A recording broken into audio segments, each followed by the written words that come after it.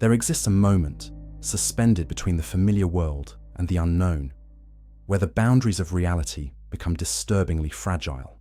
It is not a place you can find on any map, nor is it a time marked on any modern calendar.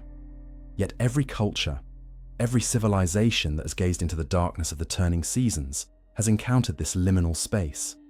The Celts called it Samhain, and for them, it represented something far more profound than merely the end of harvest or the approach of winter. It was the moment when the veil between the living world and the otherworld grew thin as a spider's thread, when the spirits of the dead walked freely among the living, and when the boundaries that separated the sacred from the profane collapsed entirely. Imagine standing on the edge of an ancient Irish landscape 2,000 years before your own time. The sun hangs low and weak over boglands that stretch endlessly toward a darkening sky, and a chill descends that seems to emanate not from the air itself, but from something far more profound. This is Samhain Eve, the night of transformation, and around you, the world has begun to shift in ways that defy rational explanation. The boundaries that have held firm for an entire year are now dissolving, and with each passing moment, reality becomes more malleable, more dangerous, more alive with possibility. What you are about to witness is not merely a historical account of ancient rituals and forgotten beliefs, but a journey into the very heart of human fear and the profound wisdom that ancient peoples possessed about the nature of existence itself. Before we descend together into this darkness, I want to invite you on a journey that will fundamentally change the way you understand Halloween and the ancient festival that gave it birth. This is Echoes of the Old World, a channel dedicated to exploring the deep history of cultures and the mythologies that shaped how our ancestors understood their place in the universe.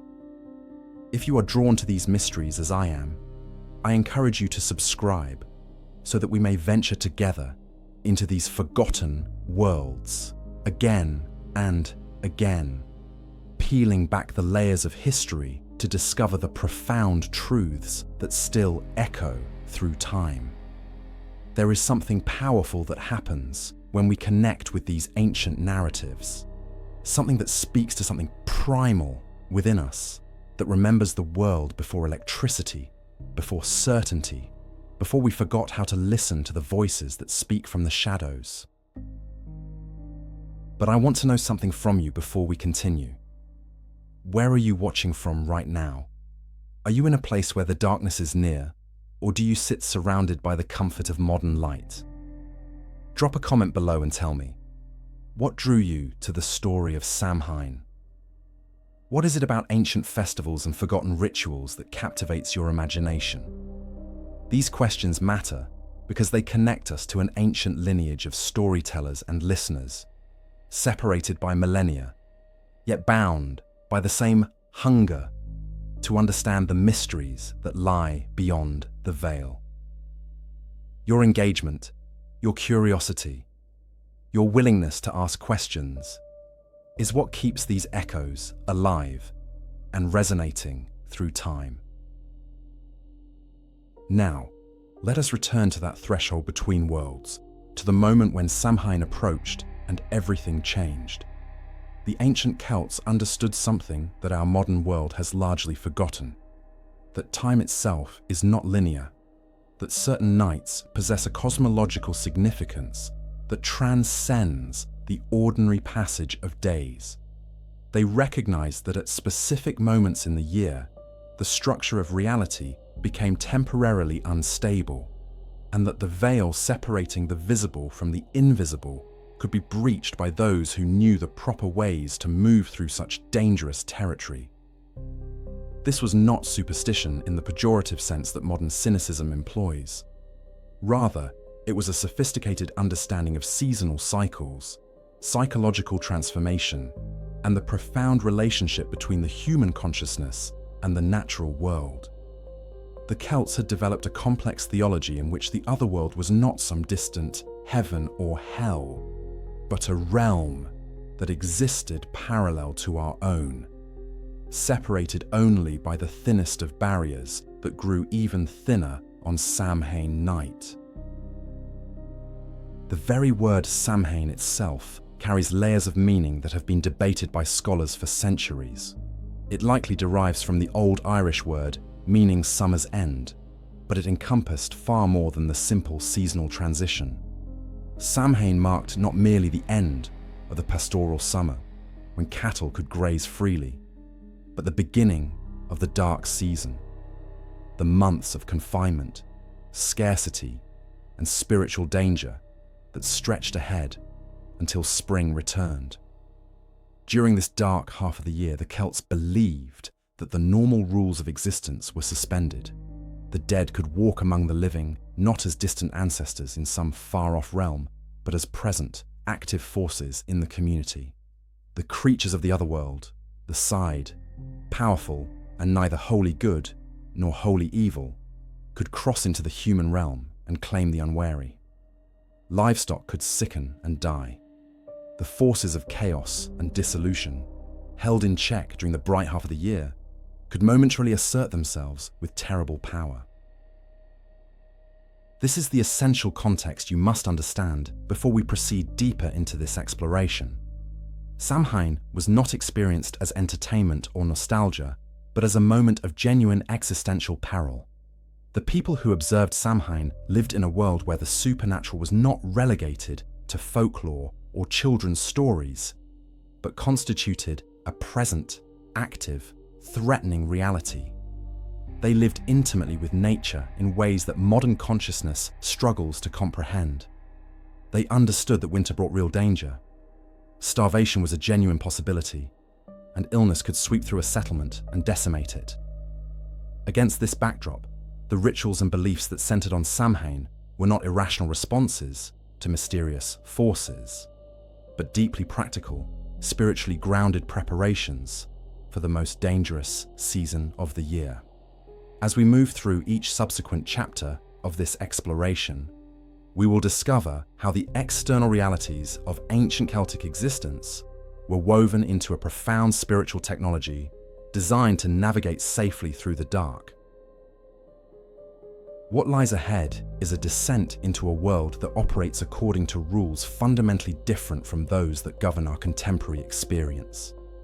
You will learn how the ancient Celts attempted to interact with forces beyond their understanding, how they used fire, sacrifice, disguise, and ritual to maintain the cosmic balance during Samhain's dangerous night.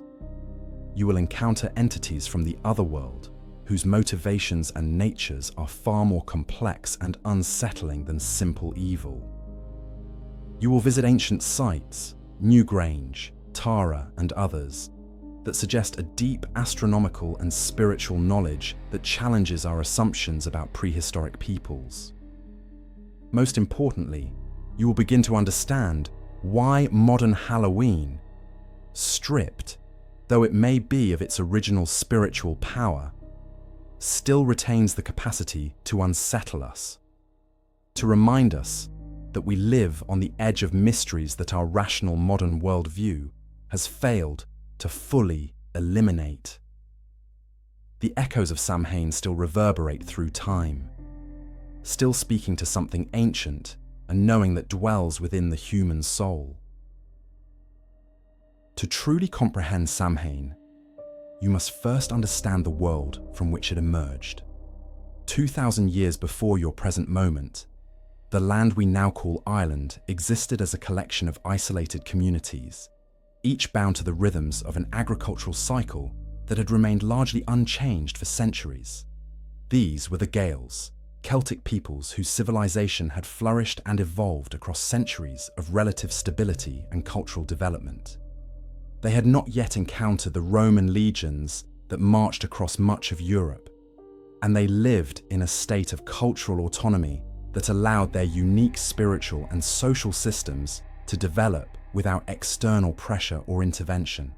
The Ireland of the first centuries of the Common Era was a patchwork of tuatha, small kingdoms or territories, each ruled by a local rai or king, whose authority derived not only from military prowess, but from sacred right and the blessing of the Otherworld itself. This was the landscape where Samhain took root and flourished a landscape of mist and stone, of ancient forests and wind-swept coastlines, where the natural world seemed perpetually alive with presence and intelligence. The environment itself shaped every aspect of Celtic spirituality and social organisation. Picture the Irish countryside as it existed in this distant era. Vast forests that covered much of the island, interrupted by rivers and clearings where communities carved out their settlements. The Atlantic winds struck the western shores with relentless force, carrying the salt-laden air inland to territories where the land rolled and rose in unpredictable patterns. This was not a hospitable landscape in any easy sense. It was a place of challenge and adversity, where survival required constant vigilance, intimate knowledge of the seasons, and a profound respect for forces beyond human control. The weather could shift dramatically within hours, transforming a clear morning into a tempest by afternoon. The soil, while fertile in certain regions, demanded hard labor and careful management to produce sufficient crops and pasture for livestock.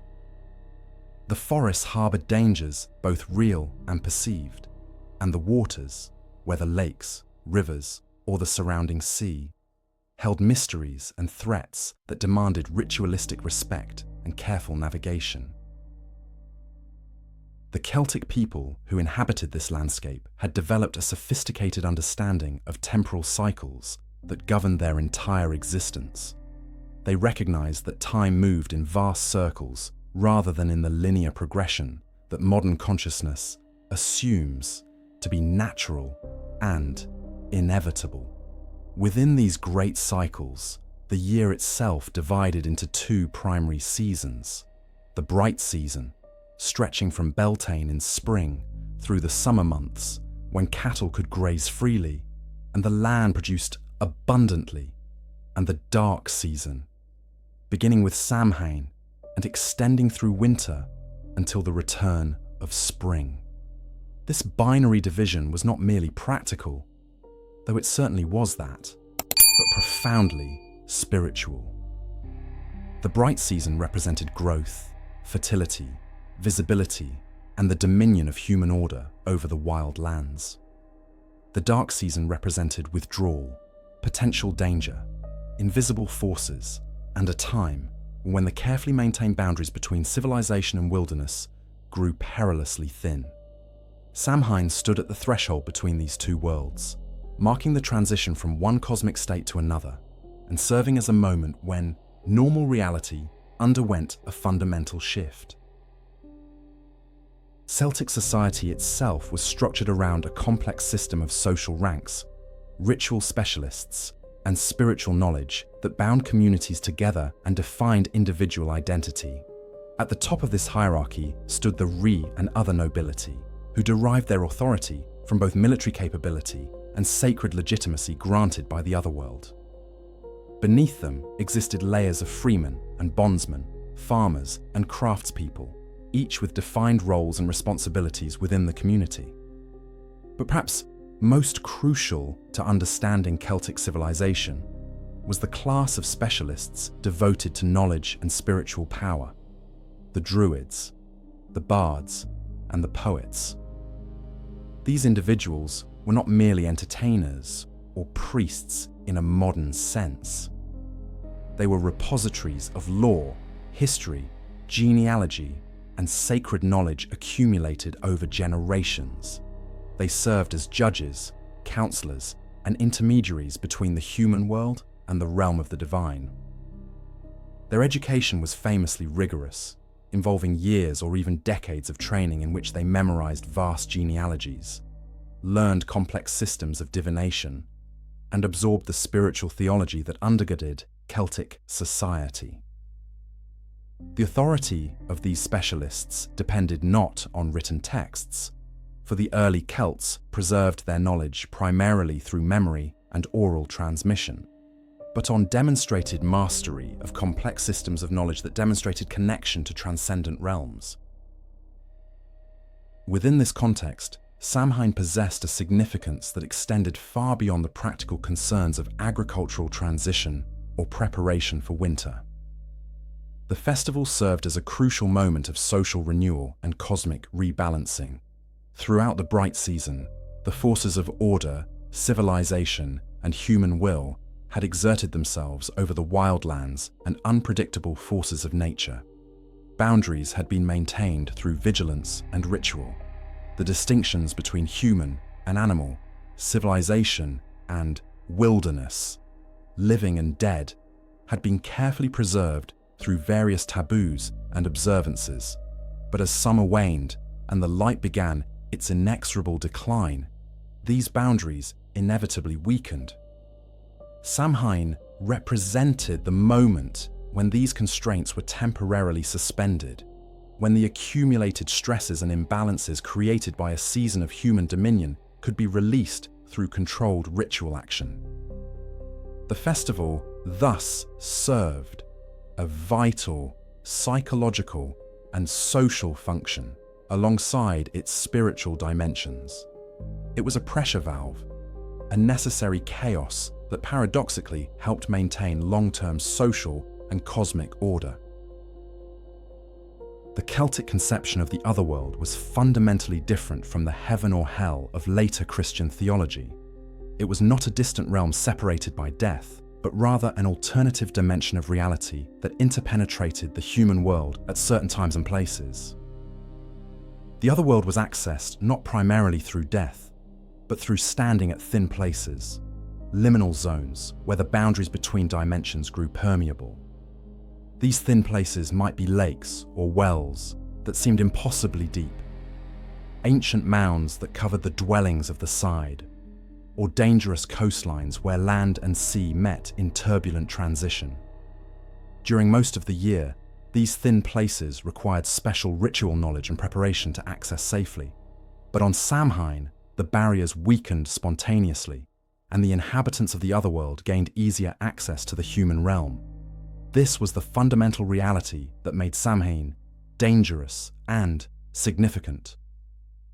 It was not merely a social celebration, but a night when the very structure of reality became temporarily unstable, and forces of immense power and ambiguous intention gained the ability to move freely among humans who were unprepared to encounter them. Understanding Samhain thus requires grasping something that modern consciousness has largely forgotten, that for the Celtic peoples, the distinction between the spiritual and material, the sacred and mundane, was far less clearly defined than contemporary Western thinking assumes. Every river had its presiding spirit or goddess.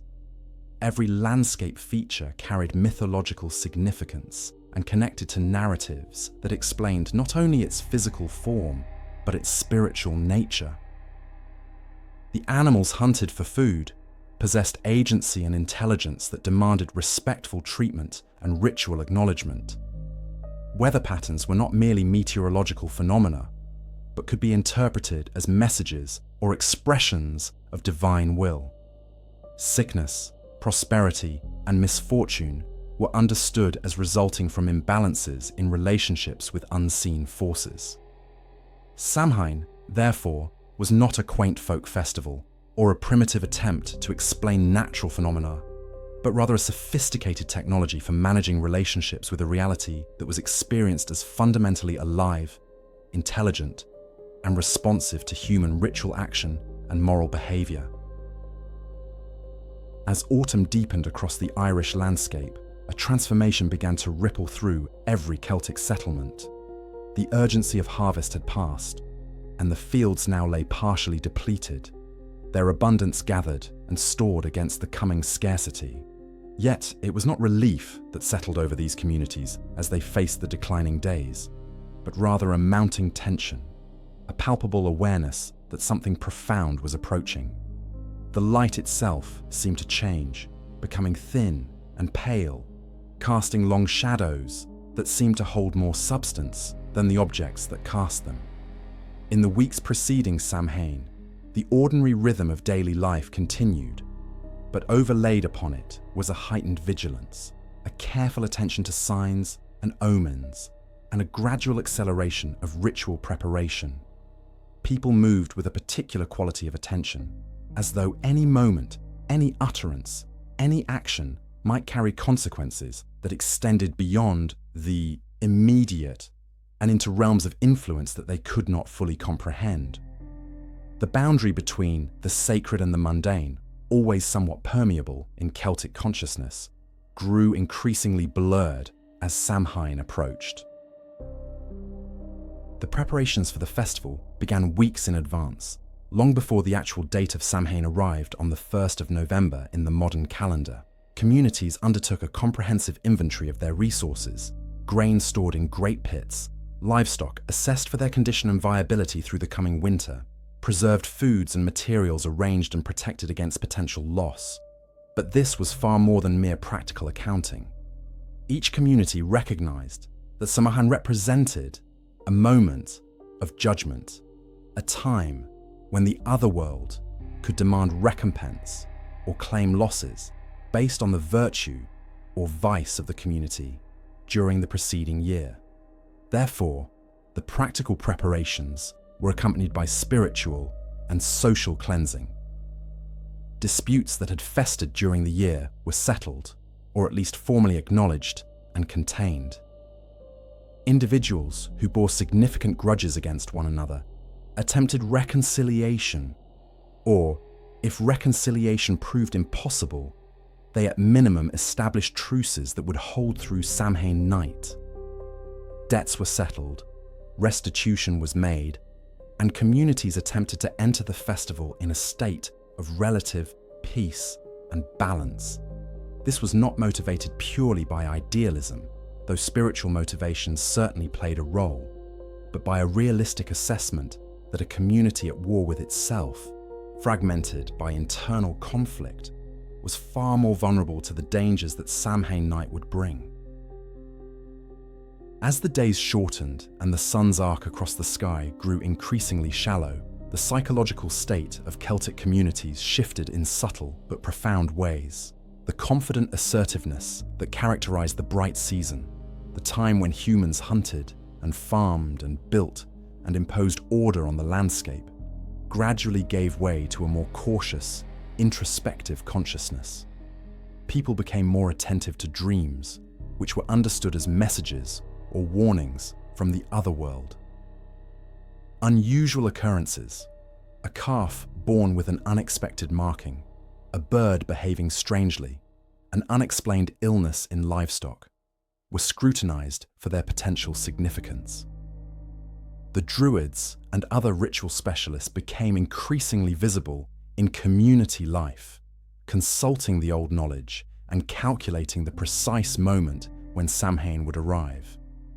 There was a quality of inevitability to these preparations, a sense that certain things must happen, certain steps must be taken, or the consequences could be catastrophic.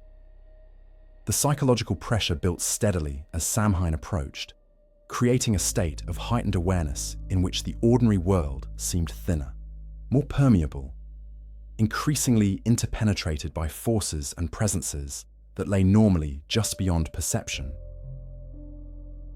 The final days before Samhain were characterized by increasingly formal ritual action and a withdrawal from ordinary economic and social life. Bonfires were prepared on high places, hilltops, sacred clearings, locations that held particular spiritual significance, using wood that had been carefully selected and stored. These were not casual fires lit for warmth or cooking, but sacred flames constructed with deliberate intention and blessed by the ritual specialists. The specific construction of these fires held deep symbolic meaning. They were built in a particular manner, oriented toward cardinal directions, often arranged in patterns that referenced ancient knowledge of celestial or seasonal cycles. Near the time of Samhain itself, communities would gather at these locations, bringing with them offerings intended for both the otherworld and the community itself. Herds of cattle would be driven toward these gathering places, selected animals marked for sacrifice or slaughter. The entire apparatus of ordinary life, the fields, the homesteads, the regular patterns of work, gradually emptied as people converged on these ceremonial centres. The night of Samhain itself arrived with a quality of liminality that seemed to affect the very atmosphere. Those who inhabited this world would later describe the sensation of standing outside of time, existing in a moment that seemed to belong neither fully to the year that was passing, nor to the year that was approaching. The boundaries of the settlement itself seemed to dissolve. In the ordinary year, each tuath maintained clear territorial boundaries, marked by ditches, hedges, or stones. And these boundaries carried tremendous social and spiritual significance. On Samhain, these boundaries became meaningless. Individuals moved freely across territories that would normally be forbidden to them, traveling to join other communities in ritual gathering. It was a night when the ordinary structures of law and kinship, which defined Celtic social reality during the rest of the year, were temporarily suspended. The protective enclosures that communities built around their homesteads, the forts and ring forts that archaeologists would later identify as key features of Celtic settlement, were opened, allowing free passage in and out. This was done not carelessly, but as a deliberate and ritualized gesture, acknowledging that on Samhain, the normal protections of human order and boundaries were insufficient and possibly irrelevant. The gathering of communities at the ceremonial fires created an unprecedented concentration of human presence and collective intention. Thousands of people might converge on a single sacred location, bringing with them their livestock, their offerings, their fears, and hopes for the coming year. The scale of these gatherings created a sensory and emotional intensity that transcended ordinary experience. The smoke from the great bonfires rose into the dark sky, carrying with it not only the physical matter of burning wood, but also the spiritual significance of the ritual, messages intended for the otherworld, communication between human and divine. The animals gathered at these locations were handled with specific rituals and with a consciousness that these acts held significance far beyond their practical purpose. The air itself seemed charged with potential, with a quality of danger and possibility that made ordinary perception seem inadequate. People moved carefully, spoke in hushed voices, and maintained a heightened awareness of omens and signs that might indicate the intentions of the otherworld toward the gathering. One cannot overstate the psychological and spiritual intensity of Samhain for those who experienced it. For individuals embedded in Celtic consciousness and worldview, Samhain represented a moment of genuine existential confrontation with forces that exceeded human understanding and control. It was a night when the veneer of human civilization and order, maintained through constant effort and ritual throughout the year, was deliberately dissolved to allow direct encounter with the primordial, the sacred, and the dangerous. The festival did not provide comfort or entertainment in any modern sense, but rather offered a structured, ritualized framework within which communities could confront and attempt to negotiate with realities that threatened their survival and their sanity. In this sense, Samhain was not an escape from the realities of Celtic existence, but rather a compressed and intensified engagement with those realities at their deepest level.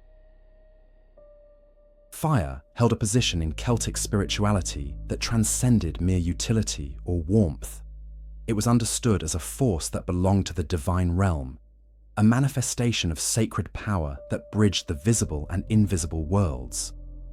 When ordinary hearthfires burned in Celtic homes throughout the year, they were tended carefully and treated with respect, for fire was believed to carry within it a spark of the sacred that could mediate between human and divine. But on Samhain, fire took on a significance that dwarfed its ordinary role. The great bonfires lit on hilltops and in sacred clearings became something far more than sources of light and heat in the gathering darkness. they were transformed into pillars of communication, flames that reached toward the heavens, carrying prayers, offerings, and intentions destined for the otherworld. The very act of kindling these fires on Samhain night was a ritual of immense spiritual weight, performed with deliberate precision by those who possessed the knowledge and authority to do so.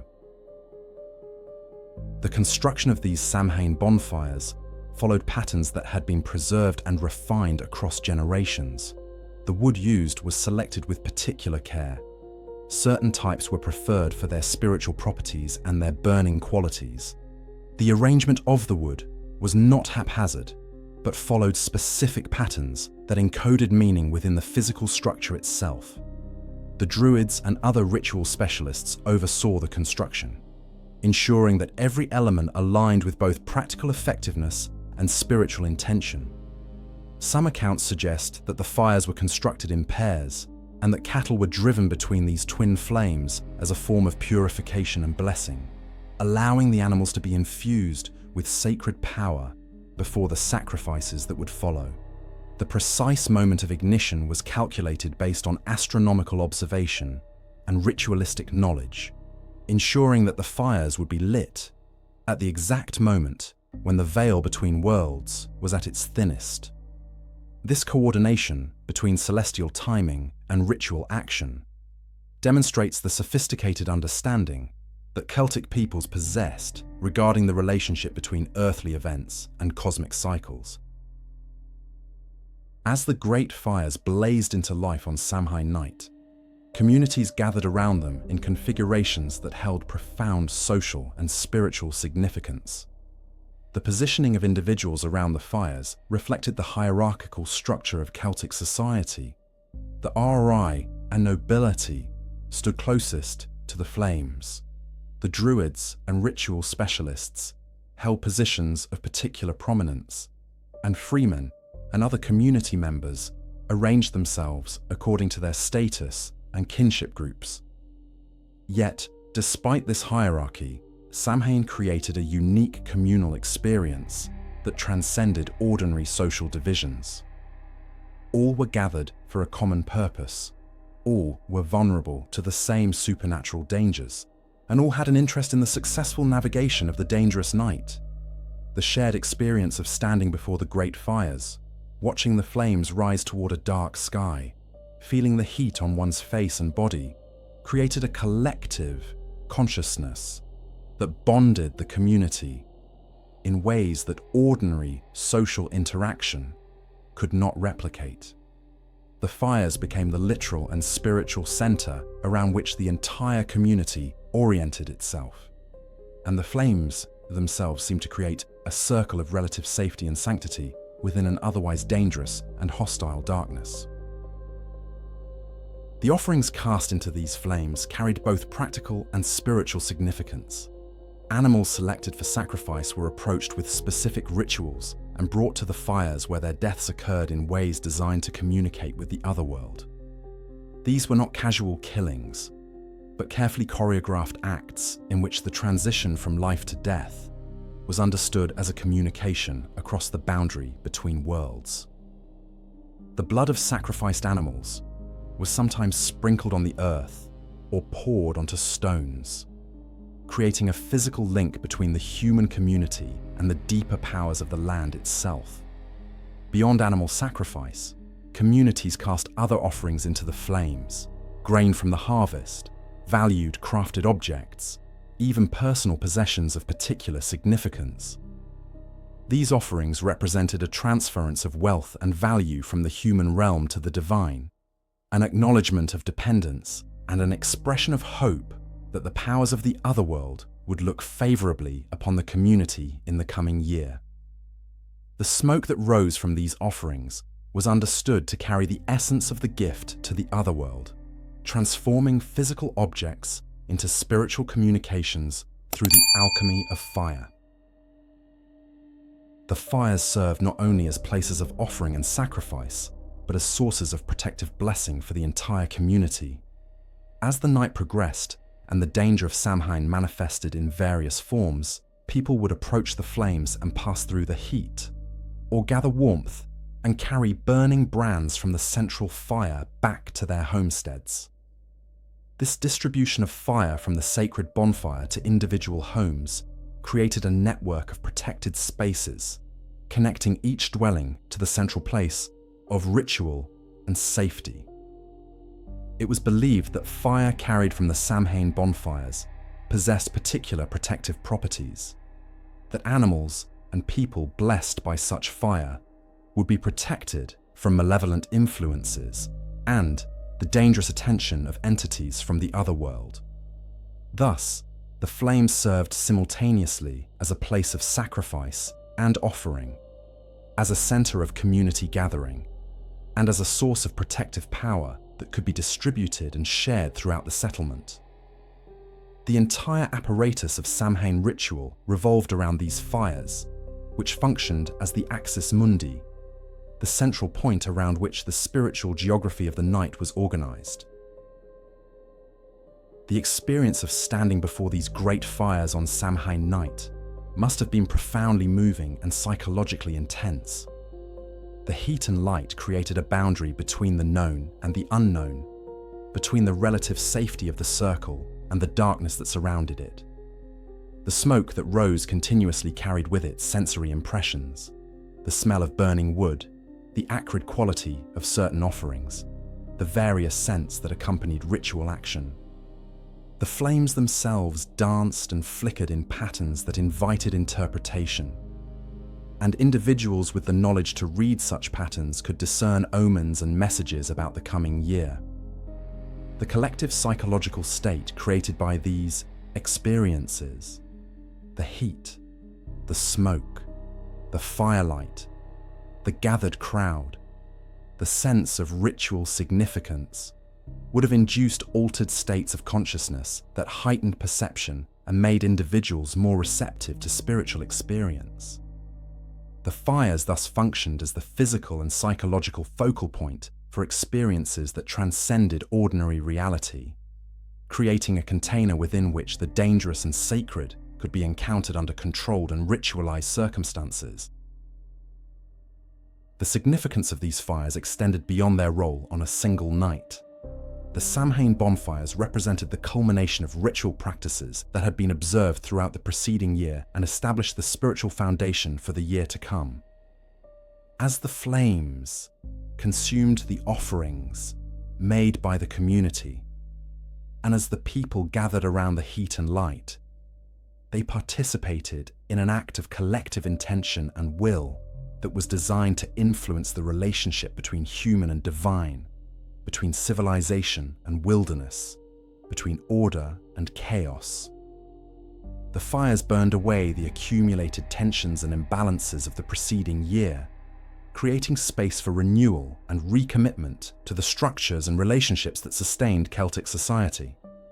In this sense, the Samhain bonfires were not merely spectacular displays or expressions of religious devotion, but rather sophisticated technologies for managing the relationship between human consciousness and forces that exceeded ordinary understanding. In Celtic society, cattle possessed a significance that extends far beyond their practical value as a source of food, milk, and hides. They were the primary measure of wealth, the currency through which status was calculated and transactions were conducted. A person's worth in Celtic law was defined partly through the number and quality of cattle they possessed, and disputes over cattle theft or cattle ownership formed the substance of much Celtic legal tradition. The great cattle raids, immortalized in epic literature, such as the Táin, the Great Cattle Raid of Cooley, demonstrate how profoundly cattle were woven into the fabric of Celtic identity, conflict, and prestige. To own cattle was to participate in the fundamental economic and social structures of Celtic civilization, and the loss of cattle through death, theft, or sacrifice represented not merely economic loss, but a disruption of identity and social position. As Samhain approached each year, Celtic communities faced a profound dilemma regarding their herds, for the coming winter could not support the entire population of livestock through the months of scarcity. Yet the sacrifice of cattle carried deep spiritual and practical implications. The practical reality underlying Samhain sacrifice was neither mystical nor mysterious, but rather grimly economic. Winter in ancient Ireland lasted approximately half the year, a period during which the landscape offered little fresh forage for large herds of animals. Cattle required substantial quantities of feed to survive through these months, feed that was not easily obtained from the frozen or dormant landscape. Celtic communities could preserve some hay and other fodder during harvest, but the quantities were limited by storage capacity and the labour required to gather and preserve such material. This created a fundamental problem. A herd that was sufficient and prosperous during the bright season became an impossible burden during the dark season, as the animals consumed resources faster than they could be replaced. Communities therefore faced the necessity of culling their herds before winter arrived. Some animals were selected to be kept through the winter, breeding stock and those of particular value, but many would have to be slaughtered. The timing of Samhain coincided precisely with this practical necessity. It was the moment when the winter herds had to be finalized, and the animals surplus to survival needs had to be killed and preserved as food for the human population. But Celtic peoples did not experience this practical necessity as merely an economic calculation. Instead, they transformed it through ritual into a spiritual communication with the otherworld, a dialogue in which the death of cattle was understood as a transaction between human and divine, a gift offered in hope of reciprocal blessing. The animals selected for Samhain sacrifice were not chosen randomly, but rather through a process that involved the druids, the rye, and other ritual specialists. Certain animals might be marked out because they possess particular qualities, unusual colouring, exceptional size, or notable characteristics that gave them special spiritual significance. In some cases, animals were selected based on divination, or through observation of omens, with the understanding that particular animals had been marked by the otherworld itself for this role. The selection process thus transformed what might otherwise seem like arbitrary butchery into a ritualized dialogue, a conversation in which specific animals were understood as having been chosen for a sacred purpose that transcended their ordinary existence as livestock. The killing itself, when it occurred, was surrounded by elaborate ritual and careful attention to detail. These were not casual slaughters performed by individuals with practical butchering skills, but rather ceremonial acts overseen by those with ritual authority. The manner of death was prescribed through tradition and was understood to affect the spiritual efficacy of the sacrifice. Some accounts suggest that certain animals were killed in particular ways that honored their nature and communicated respect to the otherworld for the life being given. The blood of sacrificed animals was collected and used in ritual ways, sprinkled on the earth, poured onto sacred stones, or used to anoint individuals or objects that required spiritual blessing. Nothing about the animal's body was wasted. The meat was distributed to the community, providing the protein necessary for winter survival. The hides were processed for leather and other materials. The bones were used for tools and ritual objects.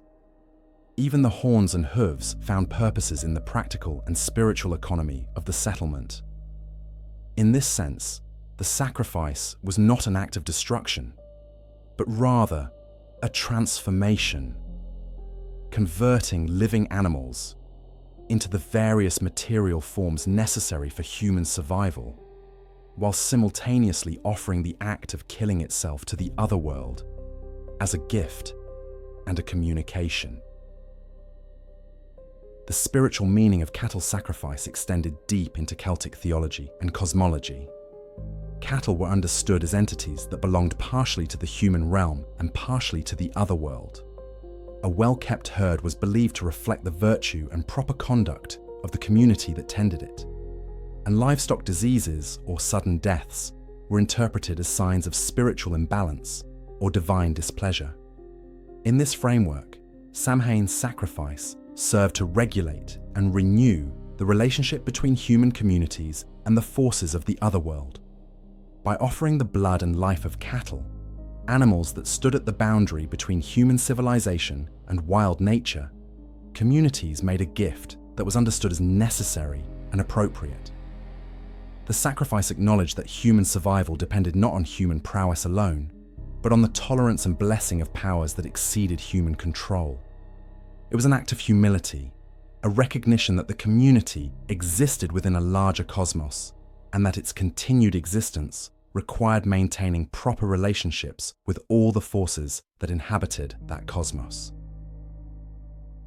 The distribution of sacrificed animals throughout the community carried profound social and spiritual significance.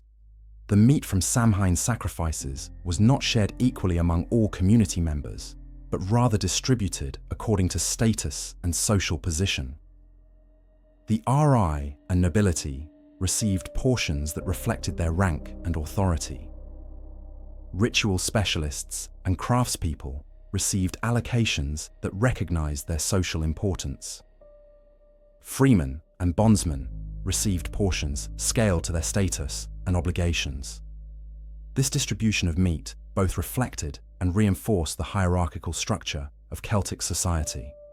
Yet Samhain distribution also carried a uniqueness in that it was perhaps the most visible and systematic redistribution of resources that occurred at any point in the Celtic year. The spectacle of Samhain, the gathered crowds, the ritual killing, the ceremonial distribution, created a moment in which the entire social structure was displayed and reaffirmed. Those who received generous portions were visibly honoured and were thus bound more securely to the community and to the authority of those who dispensed such honour. Those who received lesser portions were equally aware of their place in the social hierarchy. In this sense, Samhain's sacrifice was not merely a spiritual transaction, but also a crucial mechanism through which Celtic society organised itself and maintained its structures of authority and obligation. The psychological experience of witnessing cattle sacrifice during Samhain must have been profound and emotionally complex. The death of valued animals, creatures that had been tended and cared for throughout the year, represented a loss that was both necessary and troubling. These were not anonymous animals, but individuals that were known to the community. Cattle that had particular characteristics, histories, and relationships with the people who tended them. To witness their deaths required a psychological reconciliation between the emotional attachment to particular animals and the rational understanding that their death was necessary for human survival. The rituals surrounding Samhain's sacrifice provided a framework within which this psychological tension could be contained and transformed. By framing the killing as a sacred act, as a gift to the otherworld rather than mere slaughter, communities could process the emotional weight of taking the lives of animals they had invested care in tending. The ritual transformation of necessary killing into sacred sacrifice thus served a crucial psychological function, allowing communities to do what survival required while maintaining their moral and spiritual coherence. The significance of cattle sacrifice at Samhain resonates across time because it reveals something fundamental about the relationship between human communities and the other beings with whom they share the world. For Celtic peoples, survival was not experienced as the triumph of human will over a passive nature, but rather as participation in a complex web of relationships in which humans, animals, plants, and divine forces all played necessary roles. The killing of cattle was not experienced as violent domination, but rather as a painful but necessary exchange, a transaction in which the community gave what was precious in hopes of receiving the continued tolerance and blessing of forces beyond their understanding. This worldview differs profoundly from modern consciousness, which tends to separate practical survival from spiritual meaning. For the Celts, these dimensions were inseparable, and every act carried implications that extended it into realms invisible, but no less real than the material consequences of that act. There exists in Celtic consciousness a fundamental understanding that reality is not singular, but rather layered, that beneath the visible world of material forms and ordinary perception lies another realm, the Otherworld, which interpenetrates our own at certain times and in certain places. On most days, and in most locations, these two dimensions remain separated by a boundary that is firm enough to maintain the distinction between human and divine, visible and invisible, living and dead. But this boundary is not absolute or unchanging. It is elastic, permeable, and subject to fluctuations based on temporal and spatial circumstances.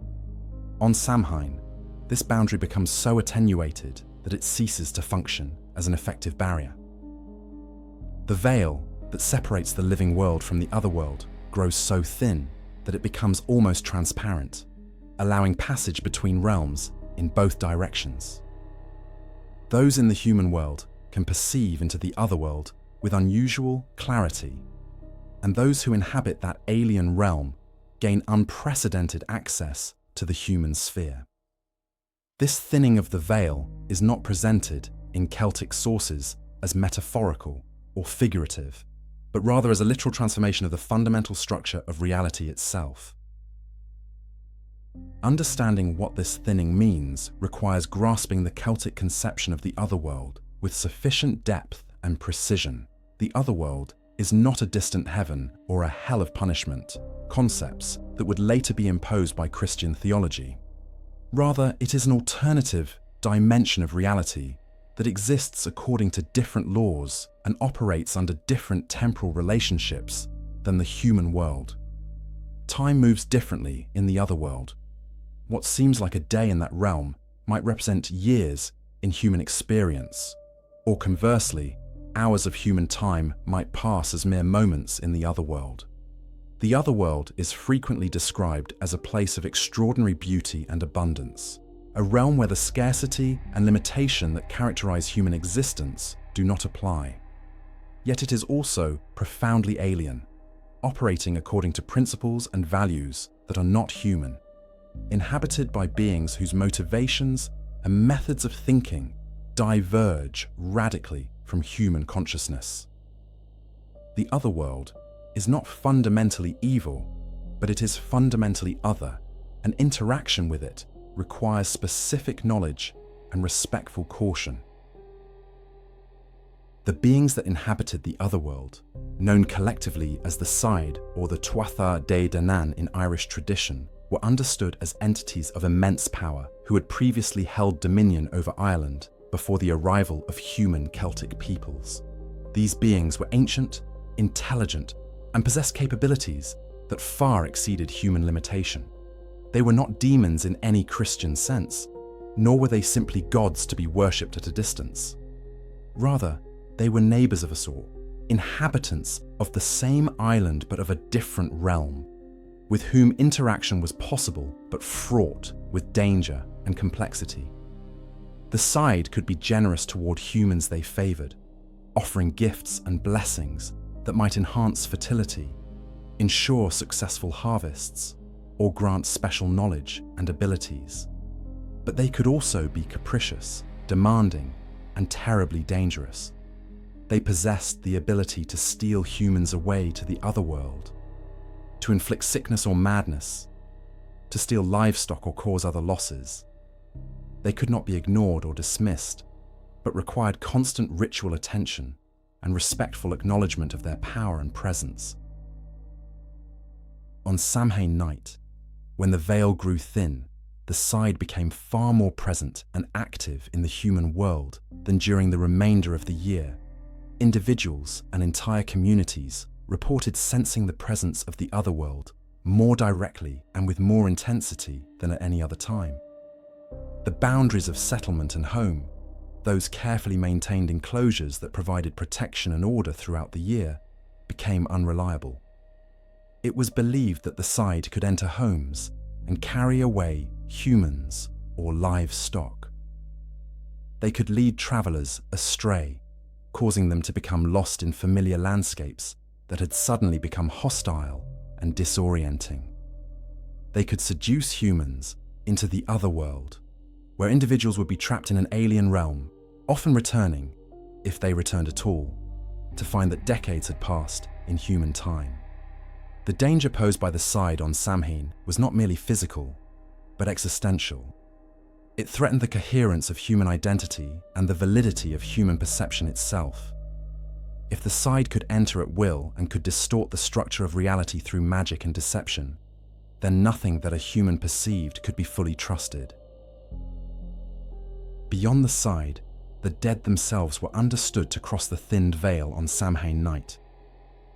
The souls of those who had died during the preceding year were believed to return to their communities on this night, moving among the living in ways that were neither fully present nor entirely absent. These were not the decomposed corpses of modern horror fantasy, but rather the spiritual essences of the deceased, energies that retained connection to the living world and to the places and people they had known in life. The return of the dead was not universally feared. There were aspects of comfort and continued connection in the presence of ancestors, but it was universally serious and required careful ritual attention.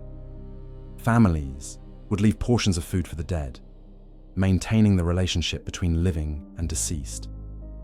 Rituals would be performed to guide the souls of the newly dead toward their proper place in the Otherworld, and to ensure that they did not become trapped or malevolent in the human realm. The presence of the dead created a strange temporal situation in which the boundary between past and present became as porous as the boundary between living and Otherworld. The cosmological significance of Samhain relates to Celtic understanding of cyclical time and the relationship between summer and winter as opposing forces in a cosmic drama. During the bright season, the forces of life, growth, order, and light are ascendant. Humans extend their will across the landscape, build structures, domesticate animals, impose civilization on wilderness. The boundary between civilization and wildness is maintained through constant effort and ritual.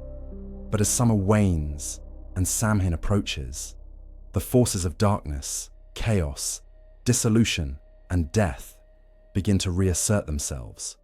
The sun weakens, the light declines, the cold approaches.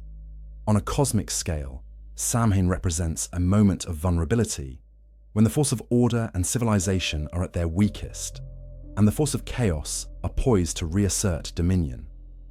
The thinning of the veil is thus not an accident, but rather a manifestation of a fundamental shift in the cosmic balance. Winter is not simply a season, but a time when an alternative reality, the dark, the cold, the dead, the Otherworld, presses closer to the human realm and gains greater influence over events and experience. For those who lived within Celtic consciousness, Samhain represented a moment when the usually reliable structures of reality became temporarily unreliable. The laws and rules that governed ordinary existence were suspended. The Síde moved freely. The dead walked among the living. The boundaries that separated civilization from wilderness, order from chaos, human from divine, all became unstable and permeable. Yet this terrifying destabilization was not experienced as purely destructive. Rather, it was understood as necessary, as a fundamental part of the cosmic cycle that allowed for renewal and transformation. The thinning of the veil on Samhain was thus simultaneously the most dangerous moment of the year and a necessary moment in which the universe could be rebalanced and reoriented toward the coming year. To survive Samhain required not physical strength, but rather knowledge, respect, proper ritual performance, and a willingness to acknowledge and accept the reality of forces that exceeded human understanding or control.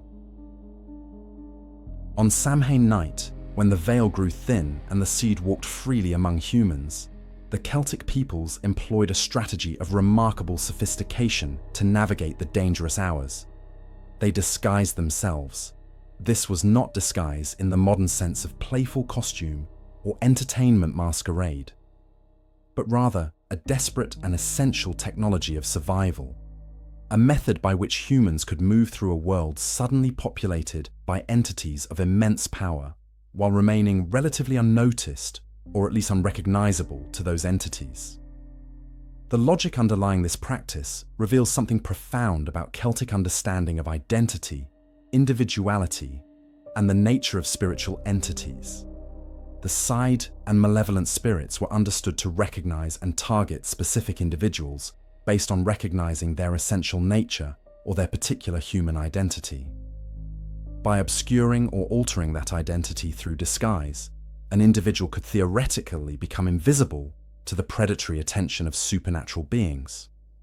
If a spirit sought to capture a specific human, someone it had taken an interest in during the preceding year, or someone whose qualities it found particularly attractive or dangerous, disguise offered protection by making that individual indistinguishable from others in the crowd.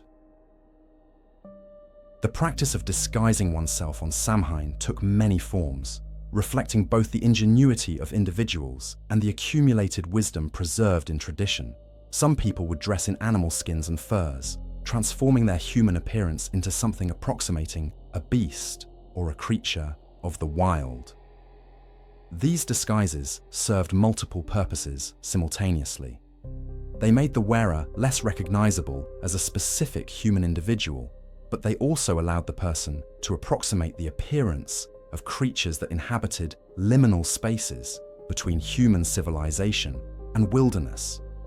By becoming more animal in appearance, one might move through the world with less attention from the Síde, whose primary interest lay in human prey. Other individuals would wear masks crafted from wood, bone, or other materials, creating false faces that bore no resemblance to their true features. These masks could depict animals, grotesque human figures, or highly stylized supernatural beings. The creation of a false face was understood as more than mere deception. It was a genuine transformation of identity, a temporary replacement of one's true self with an alternative persona that existed outside the framework of normal human society, and therefore outside the normal patterns of supernatural predation. The costumes worn during Samhain often incorporated elements of grotesqueness or monstrosity, reflecting a specific strategy in the navigation of Samhain night. If humans could not hide entirely, the reasoning went, perhaps, they could render themselves unappetizing or dangerous, seeming to supernatural predators. By dressing as something ugly, terrifying, or monstrous, an individual might discourage the attention of the Síde, who might assume that such a creature was itself a being of power rather than human prey worth pursuing. Some accounts suggest that individuals would deliberately adopt the appearance of malevolent spirits or dangerous beings, essentially performing the role of the very entities they feared. This inversion, humans disguising themselves as supernatural beings in order to evade those same beings, reveals a sophisticated understanding of the psychology of predation. A being that hunts humans specifically might be confused or discouraged by encountering what appeared to be a fellow supernatural entity, particularly one that seemed dangerous or unpredictable. In this sense, disguise on Samhain operated as a form of psychological warfare, a way of manipulating the perceptions and assumptions of predatory entities. The materials from which Samhain disguises were crafted carried their own significance and were not chosen arbitrarily. Animal skins and furs possessed properties understood as inherently protective, given that animals were themselves beings with agency and power. By wrapping oneself in the skin of an animal, a person was understood to be drawing on that animal's strength and its natural knowledge of how to move through the world without being predated upon.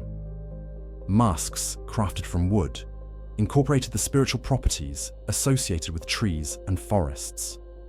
The wild margins of Celtic settlement, where the Otherworld pressed closest to the human realm. Bones used in costumes and masks connected wearers to the realm of death itself, embodying a paradox in which humans identified with death in order to protect themselves from malevolent spirits. The wearing of these materials was thus not merely physical disguise, but a complex spiritual technology in which the person wearing the costume was understood to be temporarily incorporating aspects of the non-human world into their own being.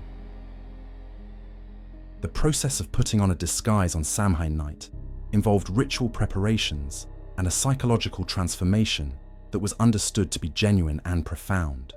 An individual could not simply don a mask or costume and remain psychologically themselves while doing so.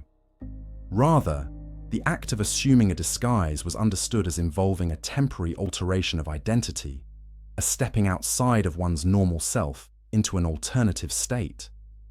This was not mere performance or role-playing in the theatrical sense, but rather a genuine magical transformation believed to alter the essential nature of the person involved, at least for the duration of the Samhain night. The druids and other ritual specialists would sometimes assist in this transformation, performing rituals or utterances designed to solidify the change of identity and to render the disguised person invisible or uninteresting to supernatural observers. Stories suggest that individuals who engaged most fully in this practice, who most completely inhabited the alternative identity provided by their disguise, were most effectively protected, while those who maintained psychological attachment to their ordinary identity remained vulnerable to supernatural predation. The social implications of universal disguise on Samhain were profound and worth examining carefully. If all or most community members were wearing disguises that obscured their normal identities, then the usual hierarchical and kinship structures that organized Celtic society were temporarily suspended or rendered invisible. The RI stood masked and disguised alongside freemen and bondsmen, no longer clearly distinguishable through appearance alone. Women and men moved among each other in costumes that might deliberately obscure gender. Individuals from different kinship groups could move among one another without the normal social markers that usually governed interaction.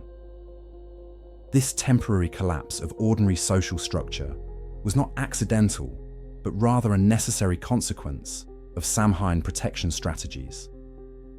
Yet it also created space for social experimentation, for behaviors and interactions that would be unthinkable during the ordinary year. In some sense, the disguises that protected individuals from supernatural predation simultaneously freed them from the social constraints that normally governed their behavior. This freedom was likely experienced as both exhilarating and deeply unsettling, a departure from the rules and structures that usually provided security and identity. The practice of disguising oneself on Samhain reveals something essential about Celtic understanding of identity itself. Identity was not understood as a fixed, unchanging essence that remained constant regardless of circumstance or action. Rather, it was understood as something fluid, malleable, and subject to transformation through will and ritual action. A person could change their identity by changing their appearance and their behavior, and this change was understood as having genuine effects that extended beyond the merely psychological or social. If humans could transform their identities through disguise, perhaps the boundaries between human and animal, human and spirit, living and dead, were more permeable and subject to manipulation than ordinary experience suggested. This understanding carries profound implications for how Celtic peoples conceptualize the nature of reality itself. If identity could be altered through disguise, then perhaps all the categories and distinctions through which reality was normally organized were similarly subject to transformation and rearrangement under the right circumstances. The connection between ancient Samhain disguises and modern Halloween costumes is often discussed as though it were merely a matter of cultural transmission, or historical continuity, but the practice carries a deeper significance that suggests why humans across centuries and cultures have been drawn to the act of disguising themselves during this particular season. The disguise on Samhain was not entertainment or playfulness, but a genuine survival strategy rooted in a cosmology in which identity was malleable, reality was temporarily unstable, and disguise functioned as a form of protection.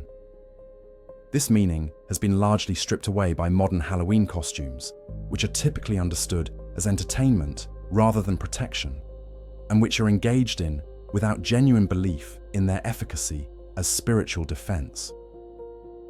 Yet something of the original practice persists in the way that people are drawn to disguise during the season, in the temporary license that costume seems to provide, and in the sense that putting on a costume creates a kind of freedom from the constraints of ordinary identity. The echo of ancient Samhain wisdom whispers through modern Halloween practice, suggesting that humans still recognize at some level that identity is malleable, and that at certain times and in certain ways, we can become something other than ourselves. To understand the true danger that Samhain represented for Celtic communities, one must comprehend the nature of the Síde, those ancient, powerful beings who inhabited the Otherworld and who possessed an ambiguous and often hostile relationship with humanity. The Síde were neither purely evil nor purely good, but rather primordial intelligences that operated according to principles fundamentally at odds with human morality and human survival. They were understood to be immensely ancient, predating human settlement in Ireland by countless generations, retaining dominion over lands that humans had come to cultivate and control. Some traditions suggested that the Síde had once ruled Ireland openly, before being defeated or displaced by the arriving Celtic peoples, and they harbored resentments toward human presence that colored their interactions with mortals. Others described the Síde as existing in a state of uneasy coexistence with humanity, neither allies nor enemies in any simple sense, but rather powerful neighbors whose intentions and desires could never be fully predicted or understood. In either case, the Síde represented a force that humans could not ignore, could not destroy, and could not fully trust, making them a source of perpetual anxiety and careful ritual attention. The appearance of the Síde, as described in various Celtic sources, conveyed both beauty and something fundamentally alienating and wrong. They were often portrayed as remarkably beautiful, possessing features that could attract human attention and desire: luminous eyes, perfect complexion, graceful form. Yet descriptions frequently included details that suggested something subtly off about their appearance, something that marked them as not quite human, despite their superficial resemblance to human form. Their beauty was sometimes described as cold, lacking the warmth and imperfection that characterized human attractiveness. Their eyes sometimes seemed to gaze through a person rather than at them, suggesting consciousness operating according to entirely different parameters than human awareness. Some accounts describe them as appearing simultaneously young and ancient, embodying an ageless quality that was profoundly unsettling to human perception. This combination of attractiveness and alienation was dangerous precisely because it was attractive. The Síde could lure humans through seduction even as the fundamental wrongness of their nature should have warned observers away. The most dangerous beings were those most beautiful, for their beauty was itself a trap designed to cloud human judgment and render individuals vulnerable to supernatural predation. The Síde possessed capabilities that far exceeded human limitation, and that operated according to principles that human understanding could barely grasp. They could move rapidly across distances in ways that defied ordinary physics. They could appear and disappear at will. They possessed knowledge of past and future that allowed them to manipulate events with foreknowledge of outcomes. They could transform their appearance or the appearance of other things. They could induce powerful emotions in humans: fear, desire, confusion, ecstasy that could render individuals incapable of rational action. Some accounts suggest they could alter time itself, causing subjective experiences of duration that bore no relationship to the passage of actual time. These capabilities were not understood as magical in the sense of being illusory or merely psychological, but rather as genuine powers operating according to the laws that govern the otherworld. When the Síde walked in the human realm, they brought something of the otherworld's different physics with them, creating zones of altered reality around their presence. Those who encountered such zones might find their perception distorted, their sense of direction confused, their ability to remember their own identity compromised. The relationship between the Síde and humanity was characterized by a fundamental asymmetry of power and knowledge. The Síde understood humans and the human realm far better than humans understood them or their realm. They had observed human societies across generations, learning human language, customs, and vulnerabilities. They knew how to manipulate humans, how to exploit human desires and fears, how to create situations in which humans would act against their own interests. At the same time, humans possessed only fragmentary and often contradictory knowledge about the Síde. Knowledge preserved through tradition, myth, and the accounts of individuals who had encountered them. This asymmetry meant that humans attempting to interact with the Síde were perpetually at a disadvantage, relying on general principles and cautious ritual practices, while the Síde could deploy specific knowledge of individual humans' vulnerabilities and desires. The Síde could study humans for years before revealing themselves, learning everything necessary to predict and manipulate specific individuals. A person might encounter a Síde being and believe themselves to be acting freely, unaware that every choice they made had been anticipated and arranged by intelligence far superior to their own. During most of the year, the Síde remained primarily within their own realm, occasionally reaching into the human world through thin places or to pursue specific purposes, but generally maintaining a separation that protected humans from constant predation. But on Samhain, when the veil grew thin, the Síde emerged more actively and with greater freedom. This was not experienced as a joyful time of connection between realms, but rather as a dangerous season when the predatory attention of the Síde intensified.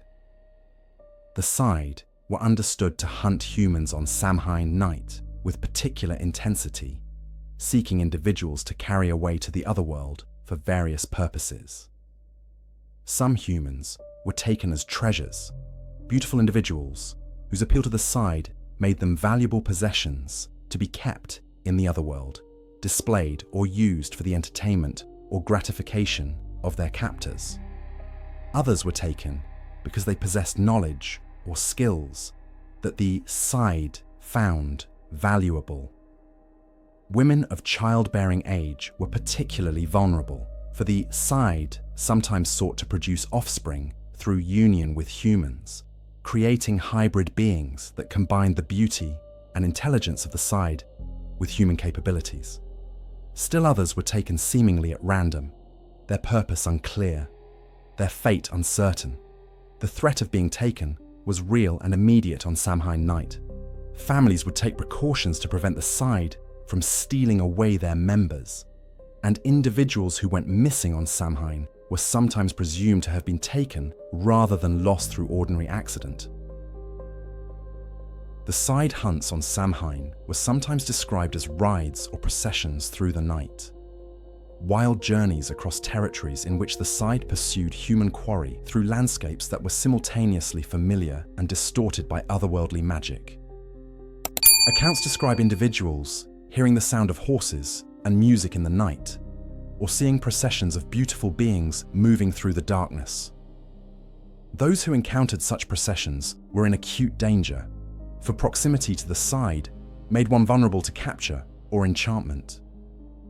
The Síde could appear to be people of the person's own community, or could seduce through offers of hospitality, romantic attention, or valuable gifts.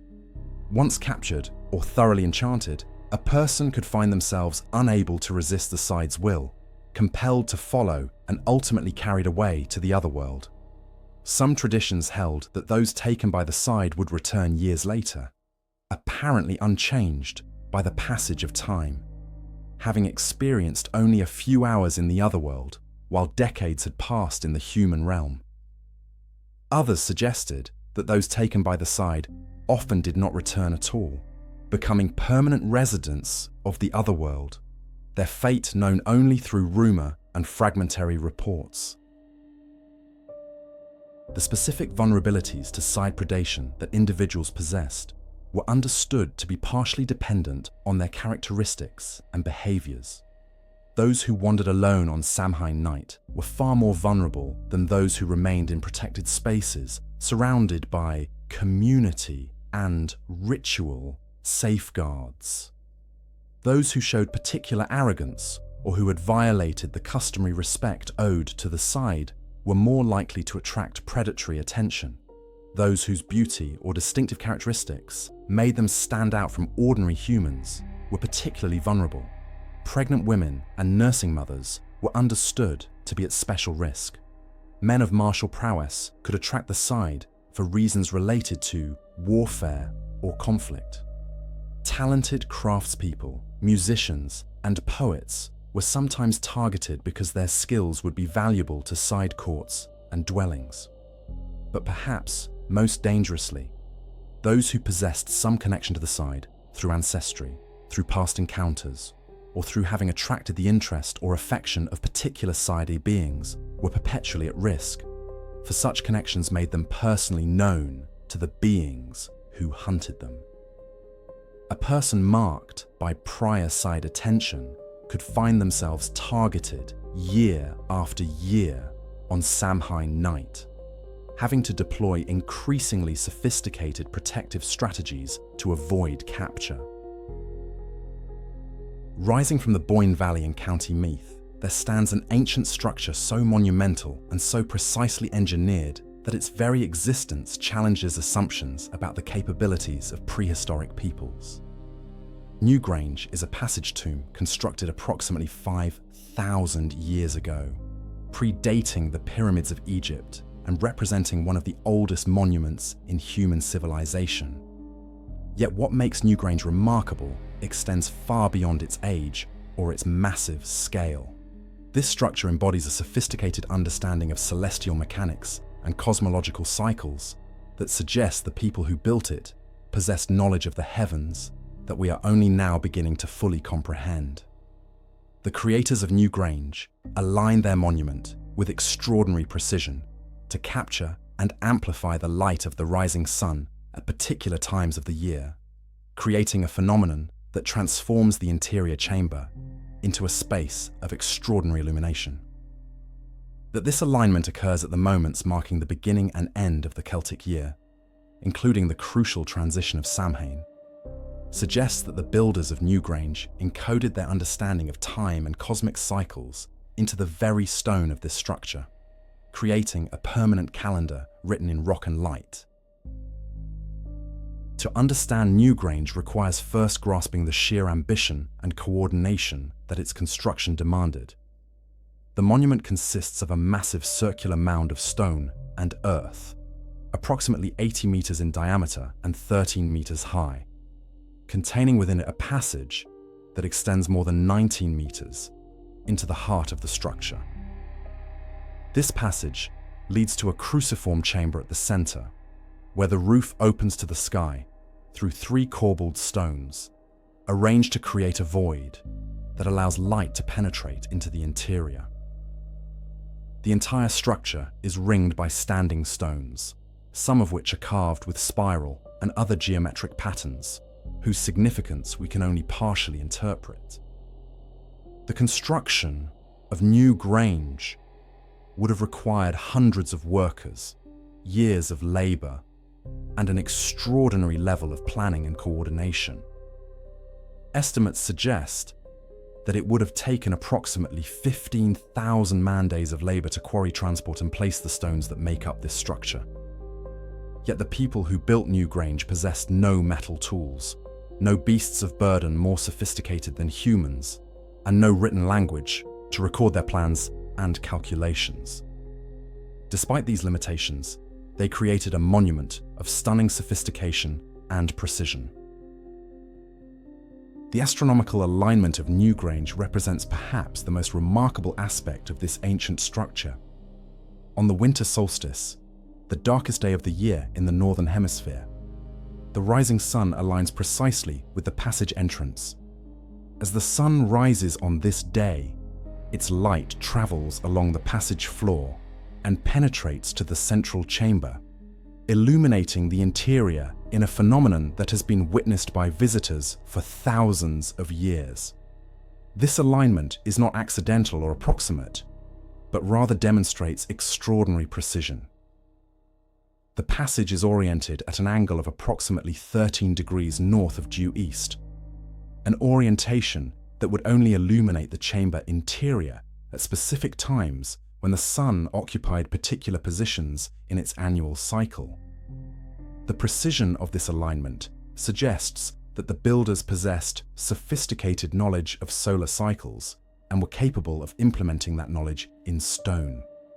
Modern archaeologists have determined that this alignment was accurate to within fractions of a degree, suggesting that the builders observed the sun's position relative to landscape features and used those observations to orient their structure with remarkable accuracy.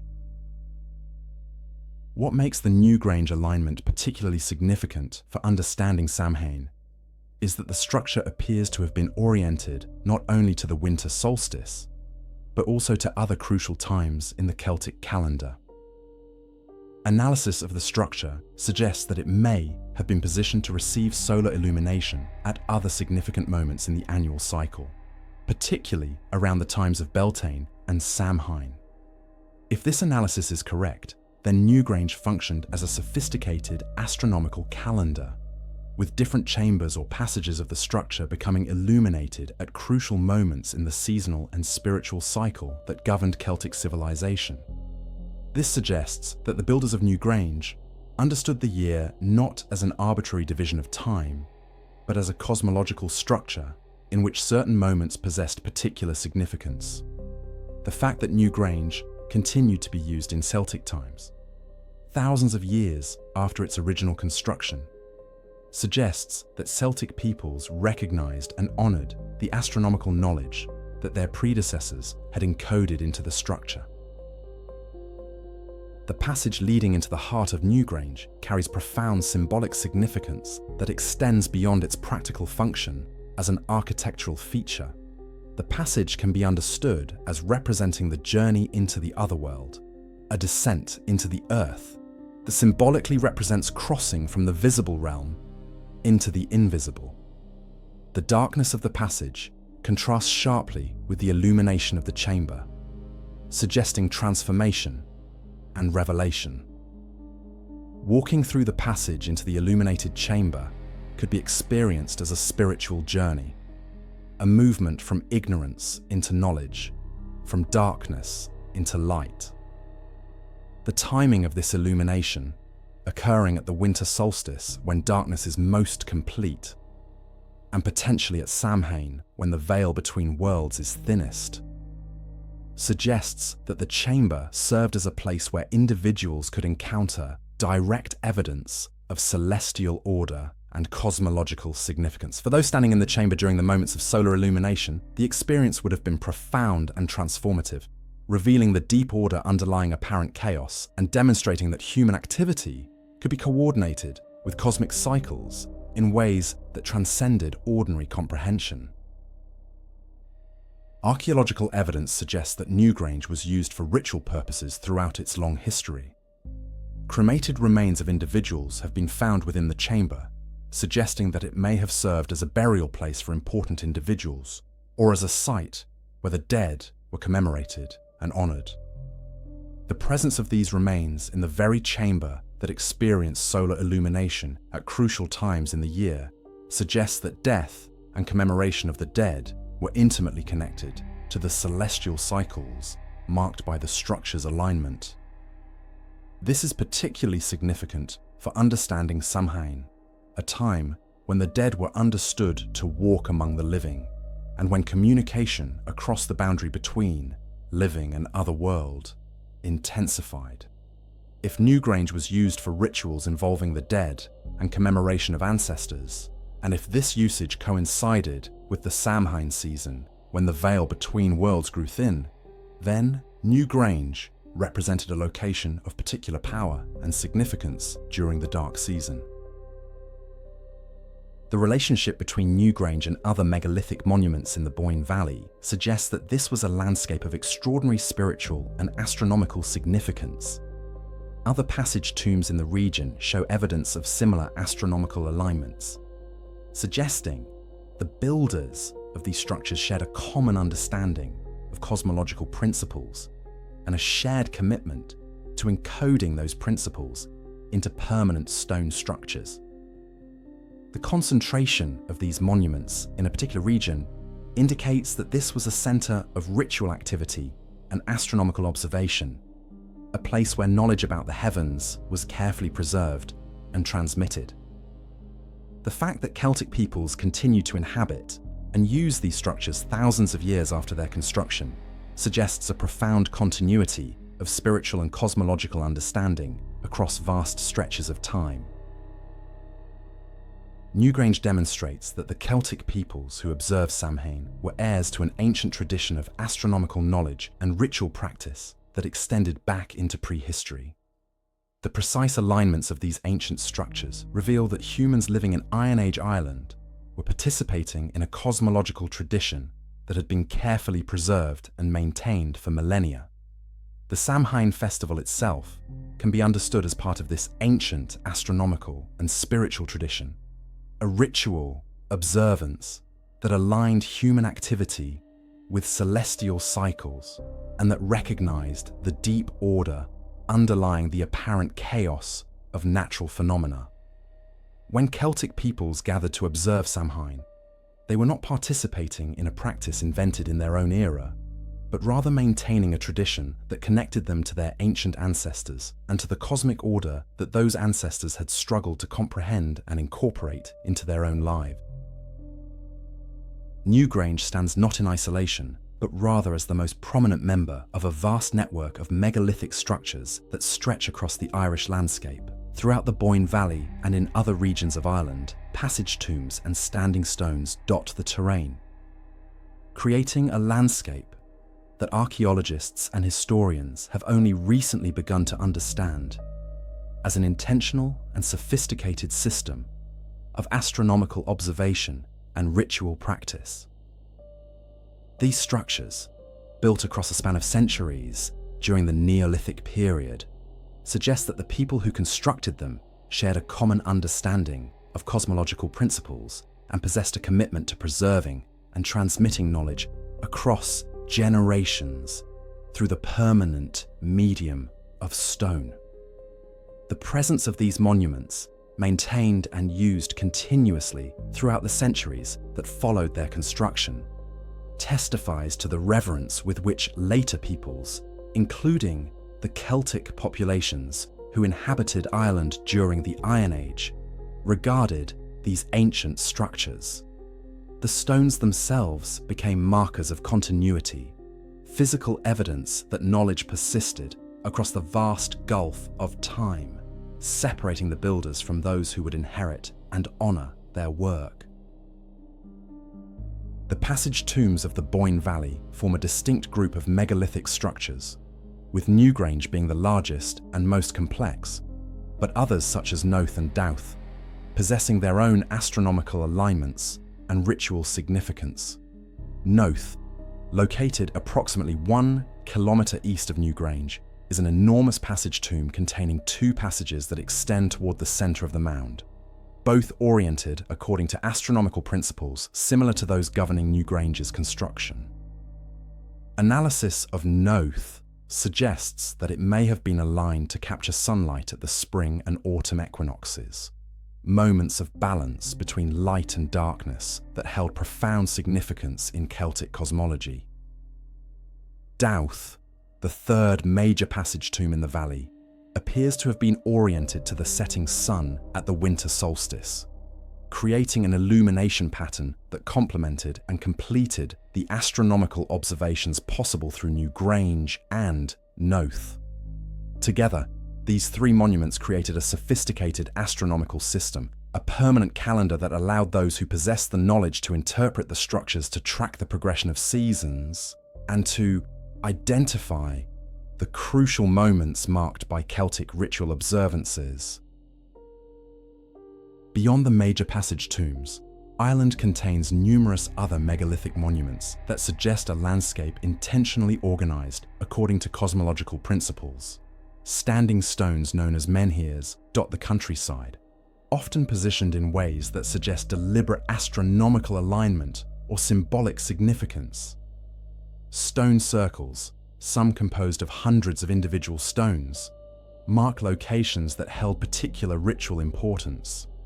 Dolmens, structures composed of large flat stones supported by vertical stones, creating chamber-like spaces, appear across the landscape, with distributions that suggest planning and intentional placement.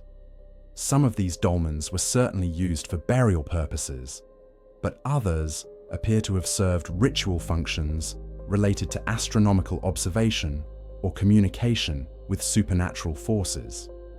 The total number of such structures suggests that the Neolithic peoples of Ireland possessed both the resources and the organisational capacity to undertake enormous coordinated construction projects across generations, projects designed to encode knowledge into permanent form and to ensure that certain locations maintain their spiritual and practical significance.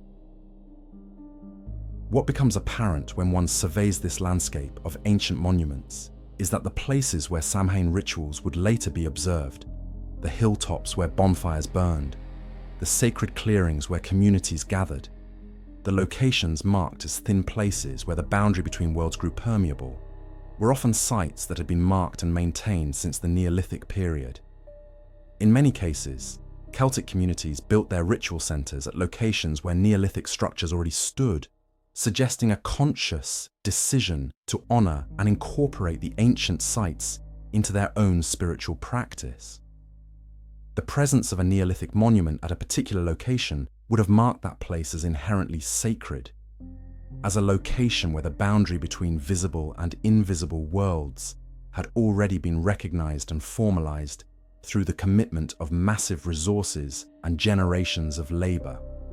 By choosing to hold rituals at these locations, Celtic communities positioned themselves within a continuity of practice and understanding that extended back into the deep past, affirming that their own spiritual concerns and their own understanding of the relationship between human and divine were part of an ancient and ongoing tradition.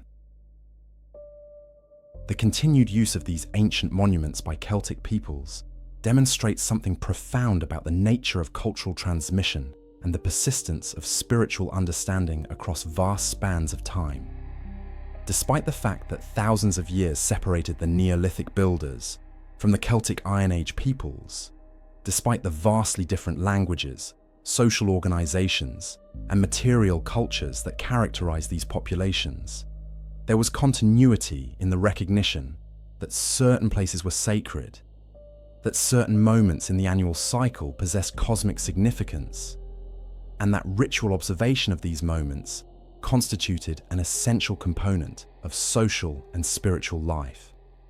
The physical persistence of the megalithic structures ensured that knowledge could be preserved even when the specific techniques or languages through which that knowledge had originally been expressed were lost or transformed. The stones themselves functioned as a form of writing, a permanent record of ancient understanding that could be read and reinterpreted by successive generations of peoples who walked across the landscape and encountered these monuments. Samhain, in this context, appears not as a purely Celtic creation, but rather as an expression of cosmological understanding that extended far back into Irish prehistory. The timing of Samhain, its association with the boundary between the pastoral and dark seasons, its connection to thinning veils and crossing between worlds, all of these elements can be understood as developments and elaborations of understandings that had been preserved and maintained through the monument network that crisscrossed the Irish landscape. The Neolithic peoples who constructed Newgrange and the other passage tombs had clearly understood that certain moments in the annual solar cycle possessed particular significance. They had dedicated enormous resources to marking these moments through structures that would endure for millennia. The Celtic peoples who would later observe Samhain were interpreting and elaborating upon this ancient astronomical and spiritual foundation, using it as the basis for developing their own complex ritual technology. The relationship between Samhain rituals and the megalithic landscape suggests that Celtic spirituality maintained a profound continuity with its prehistoric roots. While the specific beliefs and practices that characterize Celtic religion were distinctive and reflected the particular historical circumstances and cultural developments of Celtic peoples, the fundamental orientation toward recognizing and responding to cosmic cycles through ritual action extended far back into human history. The preservation and continued use of Neolithic monuments by Celtic communities demonstrates that they understood themselves as inheritors of a tradition that transcended their own particular era. The stones that had been raised by their ancient predecessors served as permanent reminders of knowledge and commitment that reached back into the mist of prehistory. By gathering at these locations to observe Samhain and to engage in the rituals that marked the turning of the year, Celtic peoples were participating in a practice that connected them not only to the immediate past of their own culture, but to the deepest and most ancient layers of human spiritual understanding. Across the vast expanse of the known world in the centuries preceding the Common Era, the power of Rome had grown with inexorable force, extending northward and westward across territories and peoples that had previously existed in relative independence. The Roman military machine, organized with unprecedented efficiency and deployed with relentless determination, absorbed cultures and imposed Roman law and order across vast territories. Yet Ireland, separated from continental Europe by the sea, remained beyond the direct reach of Roman conquest. The Irish Sea created a barrier that prevented the Roman legions from extending their conquest to the Emerald Island that lay just beyond easy access. This geographical separation proved to be both a blessing and a burden for Celtic peoples. They were spared the direct military occupation and the systematic integration into Roman administrative structures that transformed the peoples of Britain, Gaul, and Iberia. Yet, they were not immune to Roman influence, for the presence of Rome nearby, the increasing integration of neighboring territories into the Roman world system, and the gradual extension of Roman economic and cultural power inevitably affected even peoples who remained outside direct Roman political control.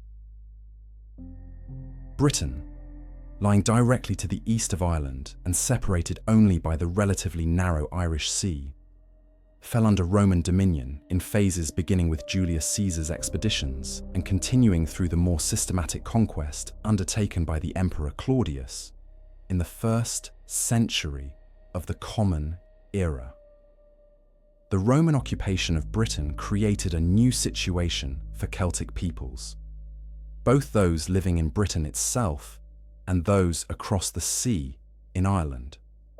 The presence of Roman military installations, administrators, and merchants just across the sea from Ireland meant that Irish peoples were now in contact with Roman civilization in ways that had previously been impossible. Trade routes that had traditionally connected Celtic communities within Ireland and across the Celtic inhabited regions of Western Europe were now intersected by Roman commercial networks. Goods began flowing into Ireland that bore evidence of Roman manufacture and Roman aesthetic sensibilities. Some Irish nobles and warriors travelled to Britain and encountered Roman civilization directly. Reports filtered back to Irish communities describing the power, organisation, and material sophistication of Roman society, creating awareness that a vastly different kind of civilization now surrounded and partially enclosed the Celtic world. The fragmentation of Celtic cultural unity that resulted from Roman expansion should not be underestimated. Prior to the rise of Rome, Celtic peoples across Europe shared a common language family, related religious and mythological systems, and extensive networks of trade and communication that bound them together in a loose but genuine cultural commonwealth. The Roman conquest and incorporation of these various Celtic territories into the Roman Empire disrupted these networks and inserted Roman authority between previously connected communities. Celtic peoples, who had lived in what is now France, Spain, and Britain, were now subjects of Rome, their own legal and political authority subordinated to Roman power. This rupture of Celtic unity meant that the various Celtic traditions, which had previously been maintained and transmitted through networks of inter-Celtic communication, now began to diverge as they developed according to different trajectories. Celtic peoples incorporated into the Roman system were exposed to Roman religion, Roman law, and Roman culture in ways that inevitably transformed their own traditions.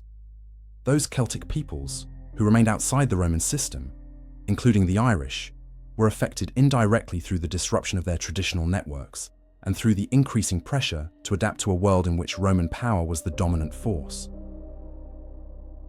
The impact on Samhain observance was gradual and complex, operating through processes of cultural drift rather than through direct suppression. As long as Celtic societies remained independent and self-governing, Samhain observance continued according to traditional patterns. Yet the knowledge that vast territories that had once been Celtic were now governed according to Roman principles, administered by Roman officials, and constrained by Roman law, began to create a subtle psychological shift in how even unconquered Celtic peoples understood their own traditions. If so many Celtic communities had been absorbed and transformed by Roman civilization, could an isolated, unconquered Celtic tradition persist indefinitely?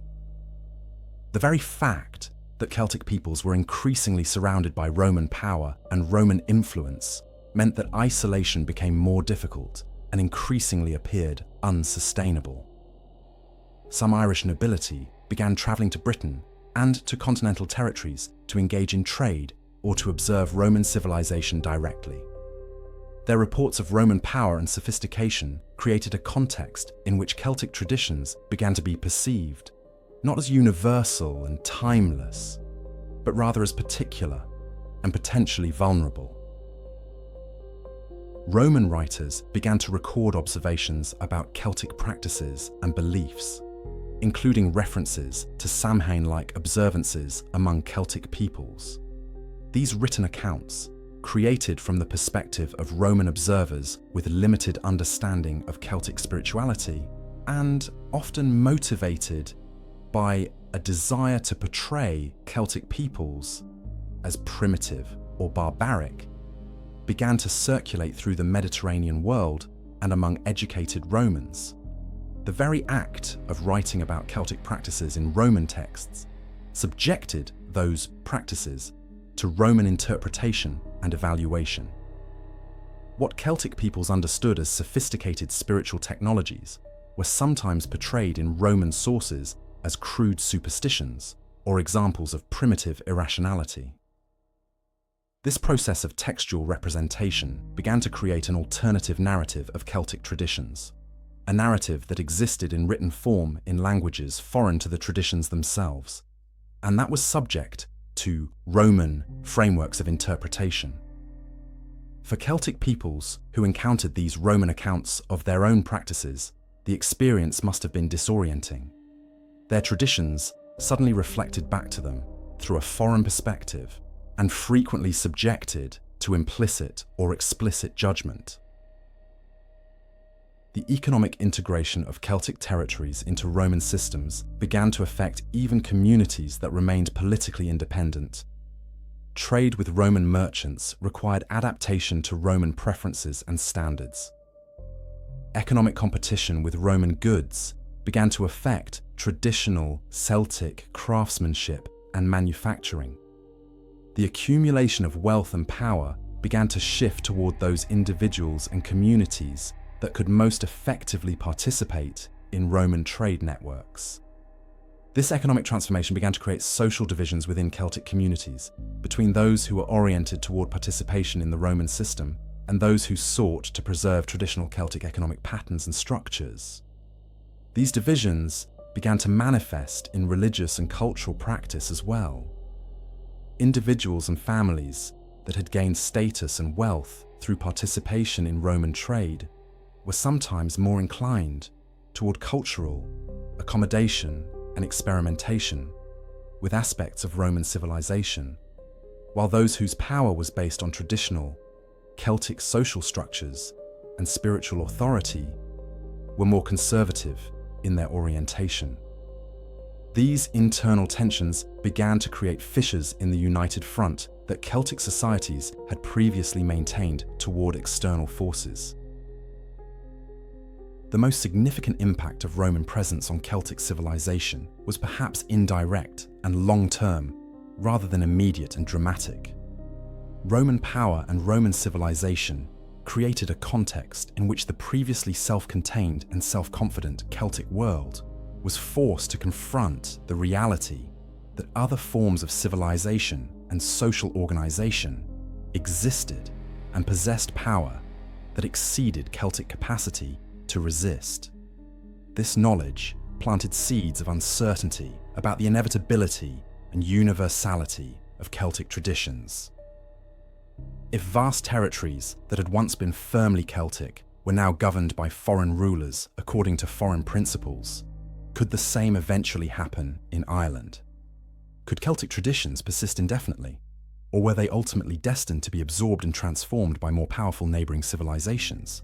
These questions began to circulate, at least among the Celtic elite who had contact with Roman civilization, and who understood the military and organizational power that Rome possessed. The psychological impact of Roman presence began to subtly undermine the unquestioned confidence with which Celtic peoples had previously practiced their traditions and organized their societies. The arrival of Christianity in Ireland occurred through a process fundamentally different from the violent military conquest through which Rome had subjugated other territories. There was no invasion, no Roman legions imposing Christian faith through force of arms, but rather a gradual process of missionary activity, conversion, and the establishment of monastic centres that eventually transformed Irish spiritual life from within. Yet this apparently peaceful process of religious conversion concealed beneath its surface a profound act of cultural displacement, a systematic reorientation of the entire framework through which Irish peoples understood the sacred and their relationship to the divine. The Christian Church possessed a sophistication and a commitment to long-term cultural transformation that exceeded what military conquest alone could accomplish. By converting Ireland's powerful elite, by establishing monasteries that became centres of literacy and learning, by gradually weaving Christian concepts and Christian religious calendars into the fabric of Irish society, the Church accomplished what no external military force could have achieved: the fundamental restructuring of Irish spiritual consciousness. This process was neither instantaneous nor unidirectional, but rather represented a centuries-long negotiation between Christian theology and Celtic traditions, with the ultimate outcome being the gradual displacement and reformulation of pre-Christian Celtic practices within a Christian framework. Samhain represented a particular challenge and opportunity for the Church's missionary activity in Ireland. The festival was so deeply embedded in Celtic consciousness, so thoroughly connected to the agricultural and spiritual cycles that governed Irish life, and so dependent on the authority of Celtic ritual specialists for its proper observance, that the Church could not simply abolish it. Any direct attempt to suppress Samhain observance would have created fierce resistance from Celtic populations attached to traditions that had structured their communities for generations. The druids and other Celtic religious specialists would have perceived the suppression of Samhain as an existential threat to their own authority and to the entire traditional system of knowledge through which they maintained their social position.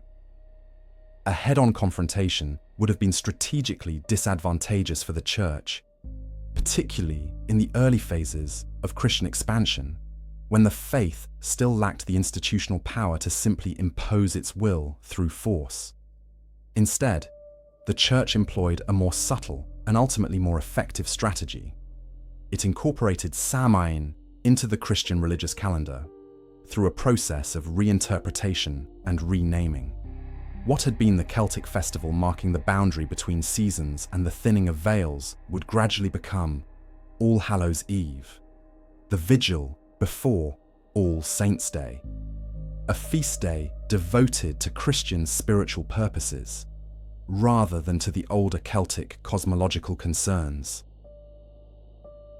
The ecclesiastical authorities who orchestrated this transformation demonstrated a sophisticated understanding of how religious meaning could be displaced and reformed, without requiring explicit renunciation of the practices themselves. On the surface level, All Hallows Eve have retained many of the external features that had characterized Samhain observance. Communities still gathered, rituals still occurred, and bonfires still burned through the night. Yet the meaning attributed to these practices underwent a subtle but profound transformation. The bonfires were reinterpreted as devotional acts honoring the saints, rather than as bridges of communication between the human realm and the otherworld. The gatherings of the community were reconfigured as religious processions and vigils honoring the saints, rather than as dangerous ventures into liminal space where the veil between worlds grew thin. The costumes and disguises that had served to protect against malevolent spirits were gradually abandoned or reinterpreted, with some accounts suggesting that they came to represent the souls of the dead being commemorated on the new festival.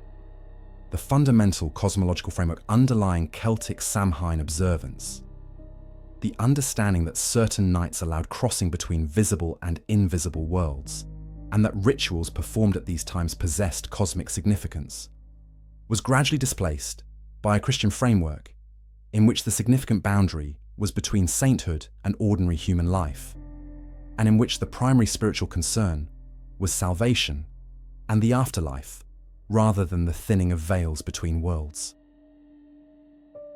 The timing of this ecclesiastical innovation was strategically crucial.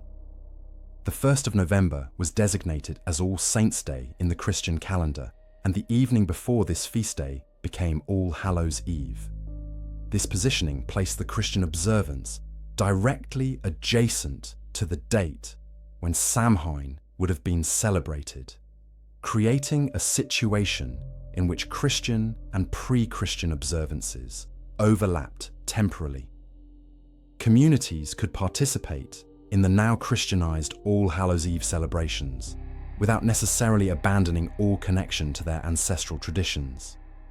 The transition could be experienced as a gradual evolution rather than an abrupt rupture, allowing individuals who had grown up with Samhain observance to participate in its transformed Christian version without feeling that they had completely betrayed their heritage. This strategy of positioning Christian observances at times and places previously sacred to pre-Christian religions was employed systematically throughout the Christian missionary enterprise across Europe. By doing so, the Church ensured that the passage of seasons and the rituals through which communities oriented themselves temporally would gradually be reoriented toward Christian purposes and Christian theology. The monastic movement that flourished in early medieval Ireland played a crucial role in consolidating and elaborating this reinterpretation of Samhain within a Christian framework. The monasteries became centers of learning and textual production, places where the old Celtic knowledge was recorded, preserved, and gradually recontextualized through Christian lenses. Stories and myths from Celtic tradition were written down, often for the first time, by monastic scribes. These texts preserved pre-Christian traditions, but embedded them within a Christian narrative framework that rendered them intelligible and acceptable within Christian theology. The druids and Celtic ritual specialists, whose authority had depended on oral transmission and the preservation of knowledge in memory, found their authority undermined by the emergence of written texts as the authoritative repositories of knowledge. The monasteries became the keepers of Irish cultural memory, and this guardianship was exercised through the systematic reinterpretation of that memory in Christian terms. The celebration of All Saints themselves became a vehicle for the displacement of earlier veneration of Celtic supernatural beings. The Síde, those ambiguous and dangerous inhabitants of the Otherworld, could be reinterpreted in the Christian framework as demonic forces aligned against God's purposes. Saints, by contrast, represented humans who had achieved extraordinary holiness and who possessed the power to intervene in human affairs on behalf of God. The veneration of saints that became central to Celtic Christianity could thus serve as a replacement for older practices of negotiating with and attempting to placate supernatural beings. The protective functions that had previously been attributed to rituals designed to manage relationships with the Síde could now be performed through devotion to saints. Communities could maintain their understanding of a world interpenetrated by supernatural forces, and could continue to believe that proper ritual, performance and spiritual devotion were necessary for protection and blessing. Yet these practices were now authorized by Christian theology and directed toward Christian purposes, rather than operating within the framework of Celtic cosmology. The centuries following Christianity's arrival in Ireland witnessed neither the complete obliteration of Celtic traditions, nor their unaltered persistence, but rather a complex process of synthesis and negotiation, in which elements of both systems coexisted in states of productive tension. Irish communities did not experience conversion to Christianity as a sudden rupture that cleanly separated old from new, but rather as a gradual reorientation in which Christian theology and practice gradually became embedded within the existing structures of Irish spiritual life. This process of syncretism, the blending of different religious systems, and the creation of hybrid forms that contained elements of both, allowed Irish peoples to maintain meaningful continuity with their ancestral traditions while simultaneously embracing the Christian faith that was spreading through their island. The druids and Celtic ritual specialists did not simply disappear, but gradually transformed into new roles within the emerging Christian monastic structure. The knowledge that had previously been transmitted through oral tradition and preserved in memory became inscribed in written texts, created by monastic scribes. The authority that had previously derived from connection to pre-Christian spiritual forces was gradually redirected toward authority within the Christian ecclesiastical hierarchy. Samhain and All Hallows Eve came to coexist in Irish practice in ways that reveal the complexity of religious transformation. For many Irish people, particularly those in remote areas or rural communities far from monastic centres and episcopal authority, Samhain observance continued in forms that retained substantial continuity with pre-Christian practice. The bonfires still burned on hilltops. Communities still gathered at sacred locations. The sense that the night possessed spiritual danger and required careful ritual attention persisted. Yet this continued observance now occurred within an officially Christian framework. The priests and monks who participated in or tacitly tolerated these practices understood them as expressions of folk piety rather than as violations of Christian teaching. The protective rituals performed during Samhain could be reinterpreted as seeking the protection of the saints rather than attempting to placate the Síde. The gathering of communities could be understood as pilgrimage and devotion rather than as engagement with dangerous liminal forces. This reframing allowed practices that possessed deep roots in Celtic consciousness to persist in modified forms that were officially compatible with Christian theology, even if they retained spiritual dimensions that the official church sometimes viewed with suspicion or unease. The concept of purgatory, which became increasingly central to medieval Christian theology, provided an intellectual framework within which older Celtic understandings of the relationship between living and dead could be recontextualized within Christian terms. In Celtic tradition, the dead were understood to exist in a state of relative proximity to the living, capable of returning and exercising influence, and requiring careful ritual attention to ensure they reach their proper destination in the otherworld. Christianity, particularly as elaborated through medieval theology, developed the concept of purgatory, an intermediate state between earthly life and final judgment, where souls underwent purification before reaching heaven. This theological development created conceptual space within Christian doctrine for the kind of concern with the fate of the dead that had long characterized Celtic tradition. Prayer for the dead, which became a central element of medieval Christian piety, served functions remarkably similar to those of pre-Christian Celtic rituals designed to guide souls toward the otherworld. The living could still maintain connection with the dead and could still attempt to influence their spiritual fate through properly performed rituals.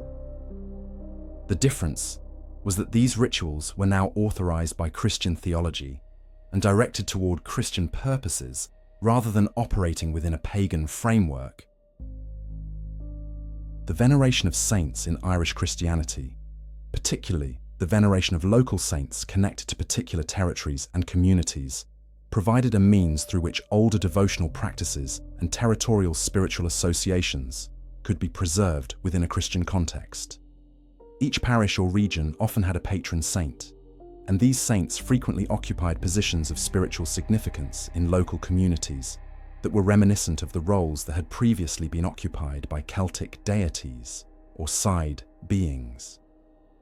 Communities maintained shrines dedicated to their local saints, performed pilgrimages to these sites, and believed that the saints possessed power to intercede on behalf of their devotees. The saints could provide healing, protection, and blessings in ways that resembled the benefits that Celtic peoples had traditionally sought from their dealings with supernatural beings. The continuity of place, the fact that sacred sites that had previously been associated with Celtic religious practice often became sites dedicated to Christian saints, ensured that the spiritual geography of Ireland remained largely unchanged, even as the theological framework through which that geography was understood was fundamentally transformed. Yet this process of syncretism was not uniformly welcomed or uncontested. Within the church itself, there remained reforming factions that viewed the persistence of folk practices and the accommodation of pre-Christian elements within Christian practice as compromises that threaten Christian purity. Periodic reform movements attempted to eliminate what they perceived as pagan survivals and to establish a more rigorous and theologically consistent Christianity.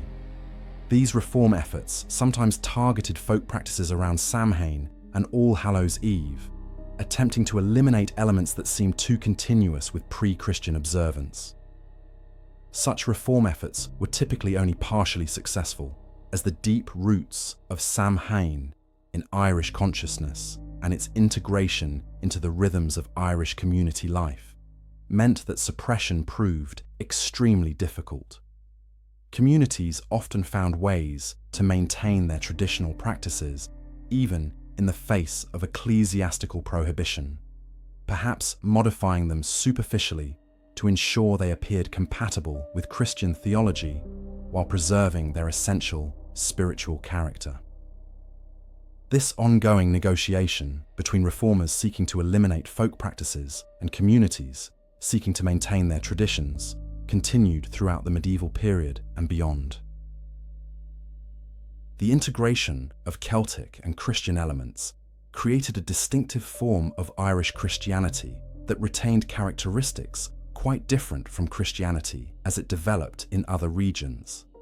Irish monasticism, in particular, developed in ways that preserved elements of pre-Christian Celtic spiritual sophistication and oriented it toward Christian purposes. The complex symbolism of Celtic art was incorporated into Christian religious art and architecture. The elaborate theological and philosophical learning that had characterized Celtic intellectual culture was channeled into Christian theological and scriptural study.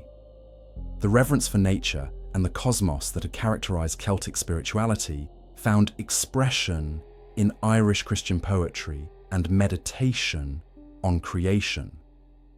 This process of incorporation and transformation meant that Irish Christianity was not simply a European form of Christianity imposed upon Irish soil, but rather a distinctive form that retained significant continuity with Irish spiritual tradition, even as it was fundamentally reoriented toward Christian theology and practice. The survival of Celtic traditions within the transformed context of Christian Ireland demonstrates something essential about the nature of cultural continuity and religious change. Cultures do not undergo complete ruptures in which the old is entirely replaced by the new, but rather undergo transformations in which elements of the old persist, are recontextualized, and are given new meanings within the new framework. What might appear as suppression or elimination at the level of official doctrine can coexist with substantial continuity at the level of popular practice and lived experience. Irish people in the medieval period could participate in All Hallows Eve observances that retained substantial continuity with Samhain practices, while simultaneously experiencing themselves as fully Christian. The distinction between pre-Christian and Christian that appears stark in modern historical analysis was less clearly defined in the lived experience of people navigating the complex spiritual landscape of medieval Ireland, where Celtic and Christian elements remained deeply intertwined. The centuries that followed the establishment of Christianity in Ireland witnessed continuous transformation in how Samhain and its Christian successor, All Hallows Eve, were observed and understood. What had begun as a process of ecclesiastical recontextualization gradually evolved into something more complex and multifaceted as Irish society itself underwent profound changes. The medieval period saw Samhain observance gradually become more localized and fragmented as political power consolidated around monasteries and later feudal lords rather than remaining distributed across pre-Christian community gatherings. The great bonfires that had once united entire regions in collective ritual action became smaller, more local events, often observed on a parish or community level, rather than drawing participants from vast territories. The cosmic and spiritual significance that had characterized pre-Christian Samhain, the sense of standing at a crucial threshold in the annual cycle when supernatural forces pressed directly upon human existence, began to be displaced by more localized concerns with community bonding, the commemoration of the dead, and the preparation for winter. The transformation was gradual and incomplete, with many communities maintaining practices that retained substantial continuity with older traditions, even as the theological framework and social context of those practices underwent continuous evolution. The early modern period introduced new forces that would further transform the character of Samhain observance. The Protestant Reformation of the 16th century, which fractured Western Christianity into competing denominations, created new religious contexts in which the understanding of All Hallows Eve and its relationship to pre-Christian Samhain had to be renegotiated. Protestant reformers, motivated by a desire to eliminate what they viewed as superstitious elements and unnecessary ornamentation in Christian practice, began to question the legitimacy of saint veneration and the elaborate rituals surrounding days such as All Hallows Eve. In some Protestant regions, the festival came to be viewed with suspicion or was partially suppressed as representing a continuation of Catholic superstition. This religious fragmentation meant that Samhain observance which had already begun to vary regionally, became even more diverse as different religious communities understood and practiced the festival in fundamentally different ways. In Catholic regions, All Hallows Eve observance continued and sometimes intensified, with elaborate church rituals and continued folk practices. In Protestant regions, the festival diminished in official significance, though folk practices often persisted underground or in modified forms that escaped explicit condemnation. The colonization of Ireland by English settlers and the English crown during the early modern period introduced additional layers of complexity to Samhain observance. English colonizers attempted to suppress or transform many Irish cultural practices as part of broader efforts to assimilate Irish populations into English political and cultural structures. The Irish language was discouraged, Irish customs were discouraged or prohibited, and Irish traditions were portrayed in English sources as primitive or barbaric. Samhain and the various folk practices associated with it came under particular scrutiny, as they were understood by English observers as manifestations of Irish cultural distinctiveness that threatened English cultural dominance. Yet despite these efforts at suppression, Samhain observance persisted in rural areas and among Irish communities that sought to maintain cultural continuity in the face of English colonialism. The festival became increasingly infused with political and cultural significance, as maintaining traditional observances became a form of cultural resistance, a way of asserting Irish identity against English attempts at assimilation.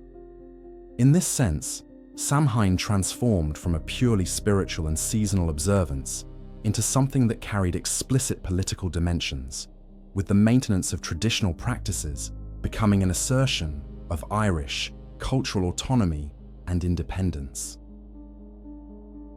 The Victorian era, spanning much of the 19th century, witnessed a dramatic transformation in how Samhain traditions were understood and transmitted.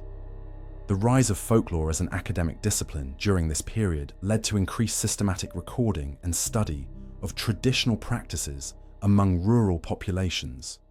Folklorists and antiquaries, motivated both by scientific curiosity and by romantic nationalism, began documenting Samhain observances, recording variations in how the festival was celebrated across different regions and communities. This academic study had the effect of transforming Samhain from practices embedded in living communities into cultural artifacts to be studied and preserved. The very act of documentation and analysis began to create distance between communities and their traditions, introducing scholarly interpretation and analysis between lived practice and the meaning attributed to that practice. The Victorian fascination with the supernatural and the occult created new contexts in which ancient traditions could be understood and appropriated. Spiritualist movements, which were particularly vigorous in the 19th century, became interested in Samhain and related traditions as potential sources of access to spiritual realms and communication with the dead. This appropriation of Samhain by spiritualist movements created new meanings and new contexts in which the traditions could circulate, further removing them from their original community contexts and embedding them in new frameworks of meaning. The mass emigration of Irish peoples from Ireland to North America during the 19th century, particularly during and following the Great Famine, created a new and transformative context for Samhain traditions. Displaced from their homeland and forced to adapt to new social and environmental contexts, Irish emigrants carried Samhain traditions with them to America, where these practices encountered and interacted with traditions from other immigrant populations and with the emerging American culture. The process of immigration and cultural adaptation necessarily transformed how Samhain was observed. Without the landscape, the community structures, and the embedded religious context that had characterized Irish Samhain observance, Americans had to adapt the festival to new circumstances. the familiar folk practices persisted but took on new forms, adapted to American contexts, and combined with practices from other cultural traditions. The distinctive character of Irish-American culture that emerged in the latter 19th century incorporated transformed versions of Samhain and related traditions, creating Halloween as an American holiday that bore both resemblance to and significant differences from its Irish Celtic origins. The industrialization and urbanization of the 19th and 20th centuries further transformed Samhain observance into what would become modern Halloween. As populations moved from rural to urban environments, the direct connection to agricultural cycles and seasonal transitions that had characterized traditional Samhain observance became less immediately apparent. Yet the festival persisted and evolved to suit urban contexts. What had been a time for rituals directly connected to seasonal transitions, and the turning of the year became increasingly transformed into a social occasion centered on costume, communal gatherings, and various forms of entertainment and celebration. The Celtic and Christian spiritual dimensions that had characterized Samhain gradually receded as the festival became increasingly oriented towards secular, social, and commercial purposes. Yet traces of the older meanings persisted in the symbols and practices that came to characterize modern Halloween, the costumes that echoed the disguises meant to protect against supernatural predation, the jack-o'-lanterns whose origins extended back to Celtic traditions of marking thin places with fire, the continued association of the festival with death and the boundary between worlds. The commercialization of Halloween beginning in the 20th century and accelerating dramatically in subsequent decades fundamentally transformed the festival from a tradition embedded in community practice and spiritual understanding into a commercially produced and marketed consumer experience.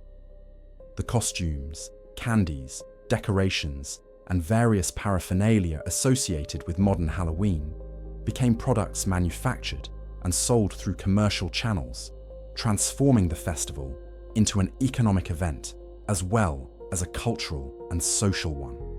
The meanings attributed to Halloween increasingly derived from commercial marketing and popular media, rather than from deep cultural traditions. Yet this commercialization did not entirely erase the echo of older meanings. The persistent association of Halloween with death, darkness, and the boundary between worlds testifies to the continued resonance of themes that extended back into Celtic spirituality. The continued popularity of Halloween, despite its transformation into a consumer product, suggests that it continues to resonate at levels beyond the explicitly commercial, touching something in human consciousness that reaches back into ancient patterns of meaning and experience. On the surface, modern Halloween appears to bear little resemblance to the Samhain celebrated by Celtic peoples 2,000 years ago. Children in costumes collect candy from neighbours. Adults attend parties and purchase decorations from commercial retailers. Carved pumpkins glow in yards across neighbourhoods. The festival has been stripped of its spiritual dimensions, secularized, commercialized, and transformed into entertainment. And yet, beneath this surface of contemporary consumption and leisure, something ancient persists. The echoes of Samhain continue to reverberate through time, speaking to something primal and knowing that resides within human consciousness. When we gather on this night to acknowledge death and darkness, to dress in costumes that transform our identities, to gather together in communities as the year turns toward winter and the light fails, we are participating, perhaps unknowingly, in a practice that connects us to a lineage of human experience stretching back thousands of years. The specific theological frameworks have changed, the social contexts have been radically transformed, and the explicit meanings have been displaced and reformed. Yet something essential about the human encounter with this particular threshold in the annual cycle remains recognizable and resonant. What makes Samhain so persistently compelling across such vast stretches of time is that it engages with truths about human existence that transcend particular historical eras or cultural contexts. The festival acknowledges that reality contains dimensions beyond what ordinary consciousness can fully grasp. It recognizes that boundaries between seasons, between living and dead, between order and chaos, between civilization and wilderness, are not always as stable or reliable as we might wish. It creates space for communities to gather and collectively acknowledge mysteries that exceed individual comprehension. It permits a temporary suspension of the rules and structures that usually govern social life, creating freedom and fluidity that can be both exhilarating and unsettling.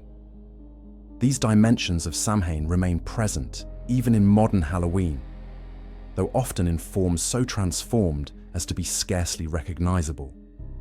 The masks and costumes that protected against supernatural predation now function primarily as entertainment and disguise, yet they still carry something of the original power of identity transformation.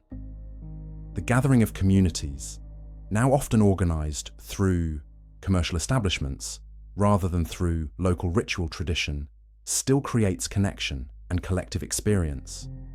The acknowledgement of death and darkness, now often presented through horror imagery and entertainment rather than through genuine spiritual confrontation, still touches something in human consciousness that recognizes these realities as significant. The persistence of Samhain traditions across such vast transformations, from Celtic religious practice through Christian syncretism to secular entertainment, suggests something profound about the nature of cultural memory and the deep structures through which humans organize their experience of time. Cultures do not begin anew with each generation, but rather inherit frameworks, symbols, and practices that carry meanings accumulated across generations. Even when the explicit meanings change radically, the practices themselves retain echoes of earlier iterations. The jack-o'-lanterns that light modern Halloween celebrations are descended from Celtic practices of marking thin places with fire and guiding the dead toward the otherworld. The costumes worn at Halloween parties echo the disguises that protected ancient Celts from supernatural predation. The gathering of communities at a specific time each year to acknowledge death. And the boundary between seasons maintains continuity with practices that characterize Samhain observance thousands of years ago. Modern people who participate in Halloween celebrations are, in many cases, unknowingly participating in traditions whose roots extend far deeper into human history than most contemporary observers recognize. The transformation of Samhain into Halloween also reveals something important about how the powerful appropriate and transform the traditions of those they displace or subordinate. The Samhain traditions that Irish and other Celtic peoples maintained were transformed first by the Christian Church, which sought to recontextualize these practices within Christian theology. They were further transformed through English colonialism, which sought to suppress Irish cultural distinctiveness and assimilate Irish populations into English cultural and political structures. They were transformed again through the processes of immigration and diaspora that scattered Irish populations across the globe. They were transformed once more through commercialization and mass marketing, which converted a tradition embedded in community practice and spiritual understanding into a consumer product. Yet through all these transformations, something persisted. The festival could not be completely erased or entirely remade into something completely new. It carried within it echoes that could not be fully silenced, meanings that persisted despite the efforts to reshape or suppress them. Modern Halloween thus represents not a complete rupture with Samhain, but rather an accumulation of layers, each transformation adding new meanings, while imperfectly covering over older meanings that continue to shimmer beneath the surface. For those who wish to look deeper, who are willing to move beyond the surface of modern Halloween and glimpse the ancient traditions that continue to echo beneath contemporary practice, remarkable discoveries await. The Celtic peoples who developed Samhain possessed a sophisticated understanding of the relationship between human consciousness and the forces that shape their world. They recognized that certain moments in the annual cycle possess particular significance, and that ritual engagement with these moments could bring genuine transformation in both individual psychology and collective social experience. The Neolithic peoples who built Newgrange and other megalithic monuments demonstrated astronomical knowledge and commitment to encoding that knowledge in permanent form that would endure across millennia. The medieval Irish, who negotiated the synthesis between Celtic and Christian traditions, created a distinctive form of spirituality that retained elements of both systems in complex and productive tension. All of these layers of tradition, all of these accumulated understandings, continue to exist within modern Halloween, available to those with eyes to see and willingness to look beneath the surface of commercial spectacle to glimpse the deeper patterns. This journey that we have undertaken together through the history of Samhain and Halloween has been designed to help you see beneath the surface, to recognize the ancient echoes that continue to reverberate through contemporary celebration. We have traced Samhain from its origins in Celtic spirituality through the transformations wrought by Christianity, colonialism, and commercialization. We have examined how ancient peoples understood the relationship between the visible and invisible worlds, how they used ritual to navigate dangerous thresholds, and how they maintained connection with ancestors and the cosmic cycles that governed their existence. We have seen how powerful institutions and forces have attempted to appropriate and transform these traditions for their own purposes, often imperfectly, never completely erasing what came before. And we have discovered that modern Halloween, despite its apparent distance from its ancient roots, retains resonances that continue to speak to something essential in human consciousness. If this exploration has captured your interest and imagination, if you have felt the pull of these ancient traditions and the weight of meanings that continue to echo through time, then I encourage you to join the community that explores these mysteries through echoes of the old world.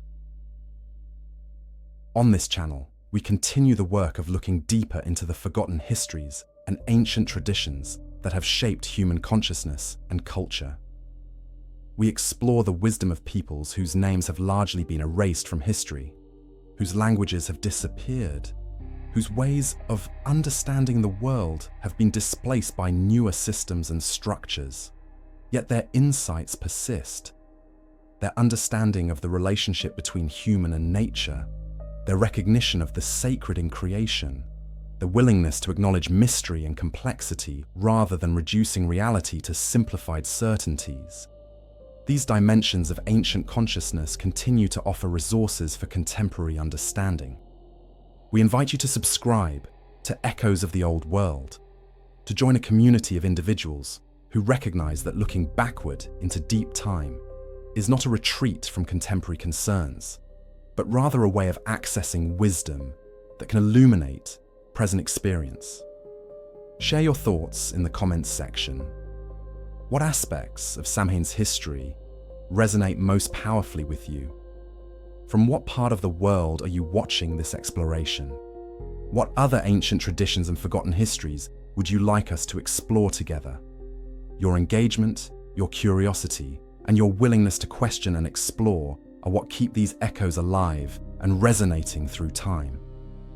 The veil between worlds may be thin once a year in the Celtic calendar, but through the practice of exploring history and tradition together, we create the possibility of crossing that veil whenever we choose.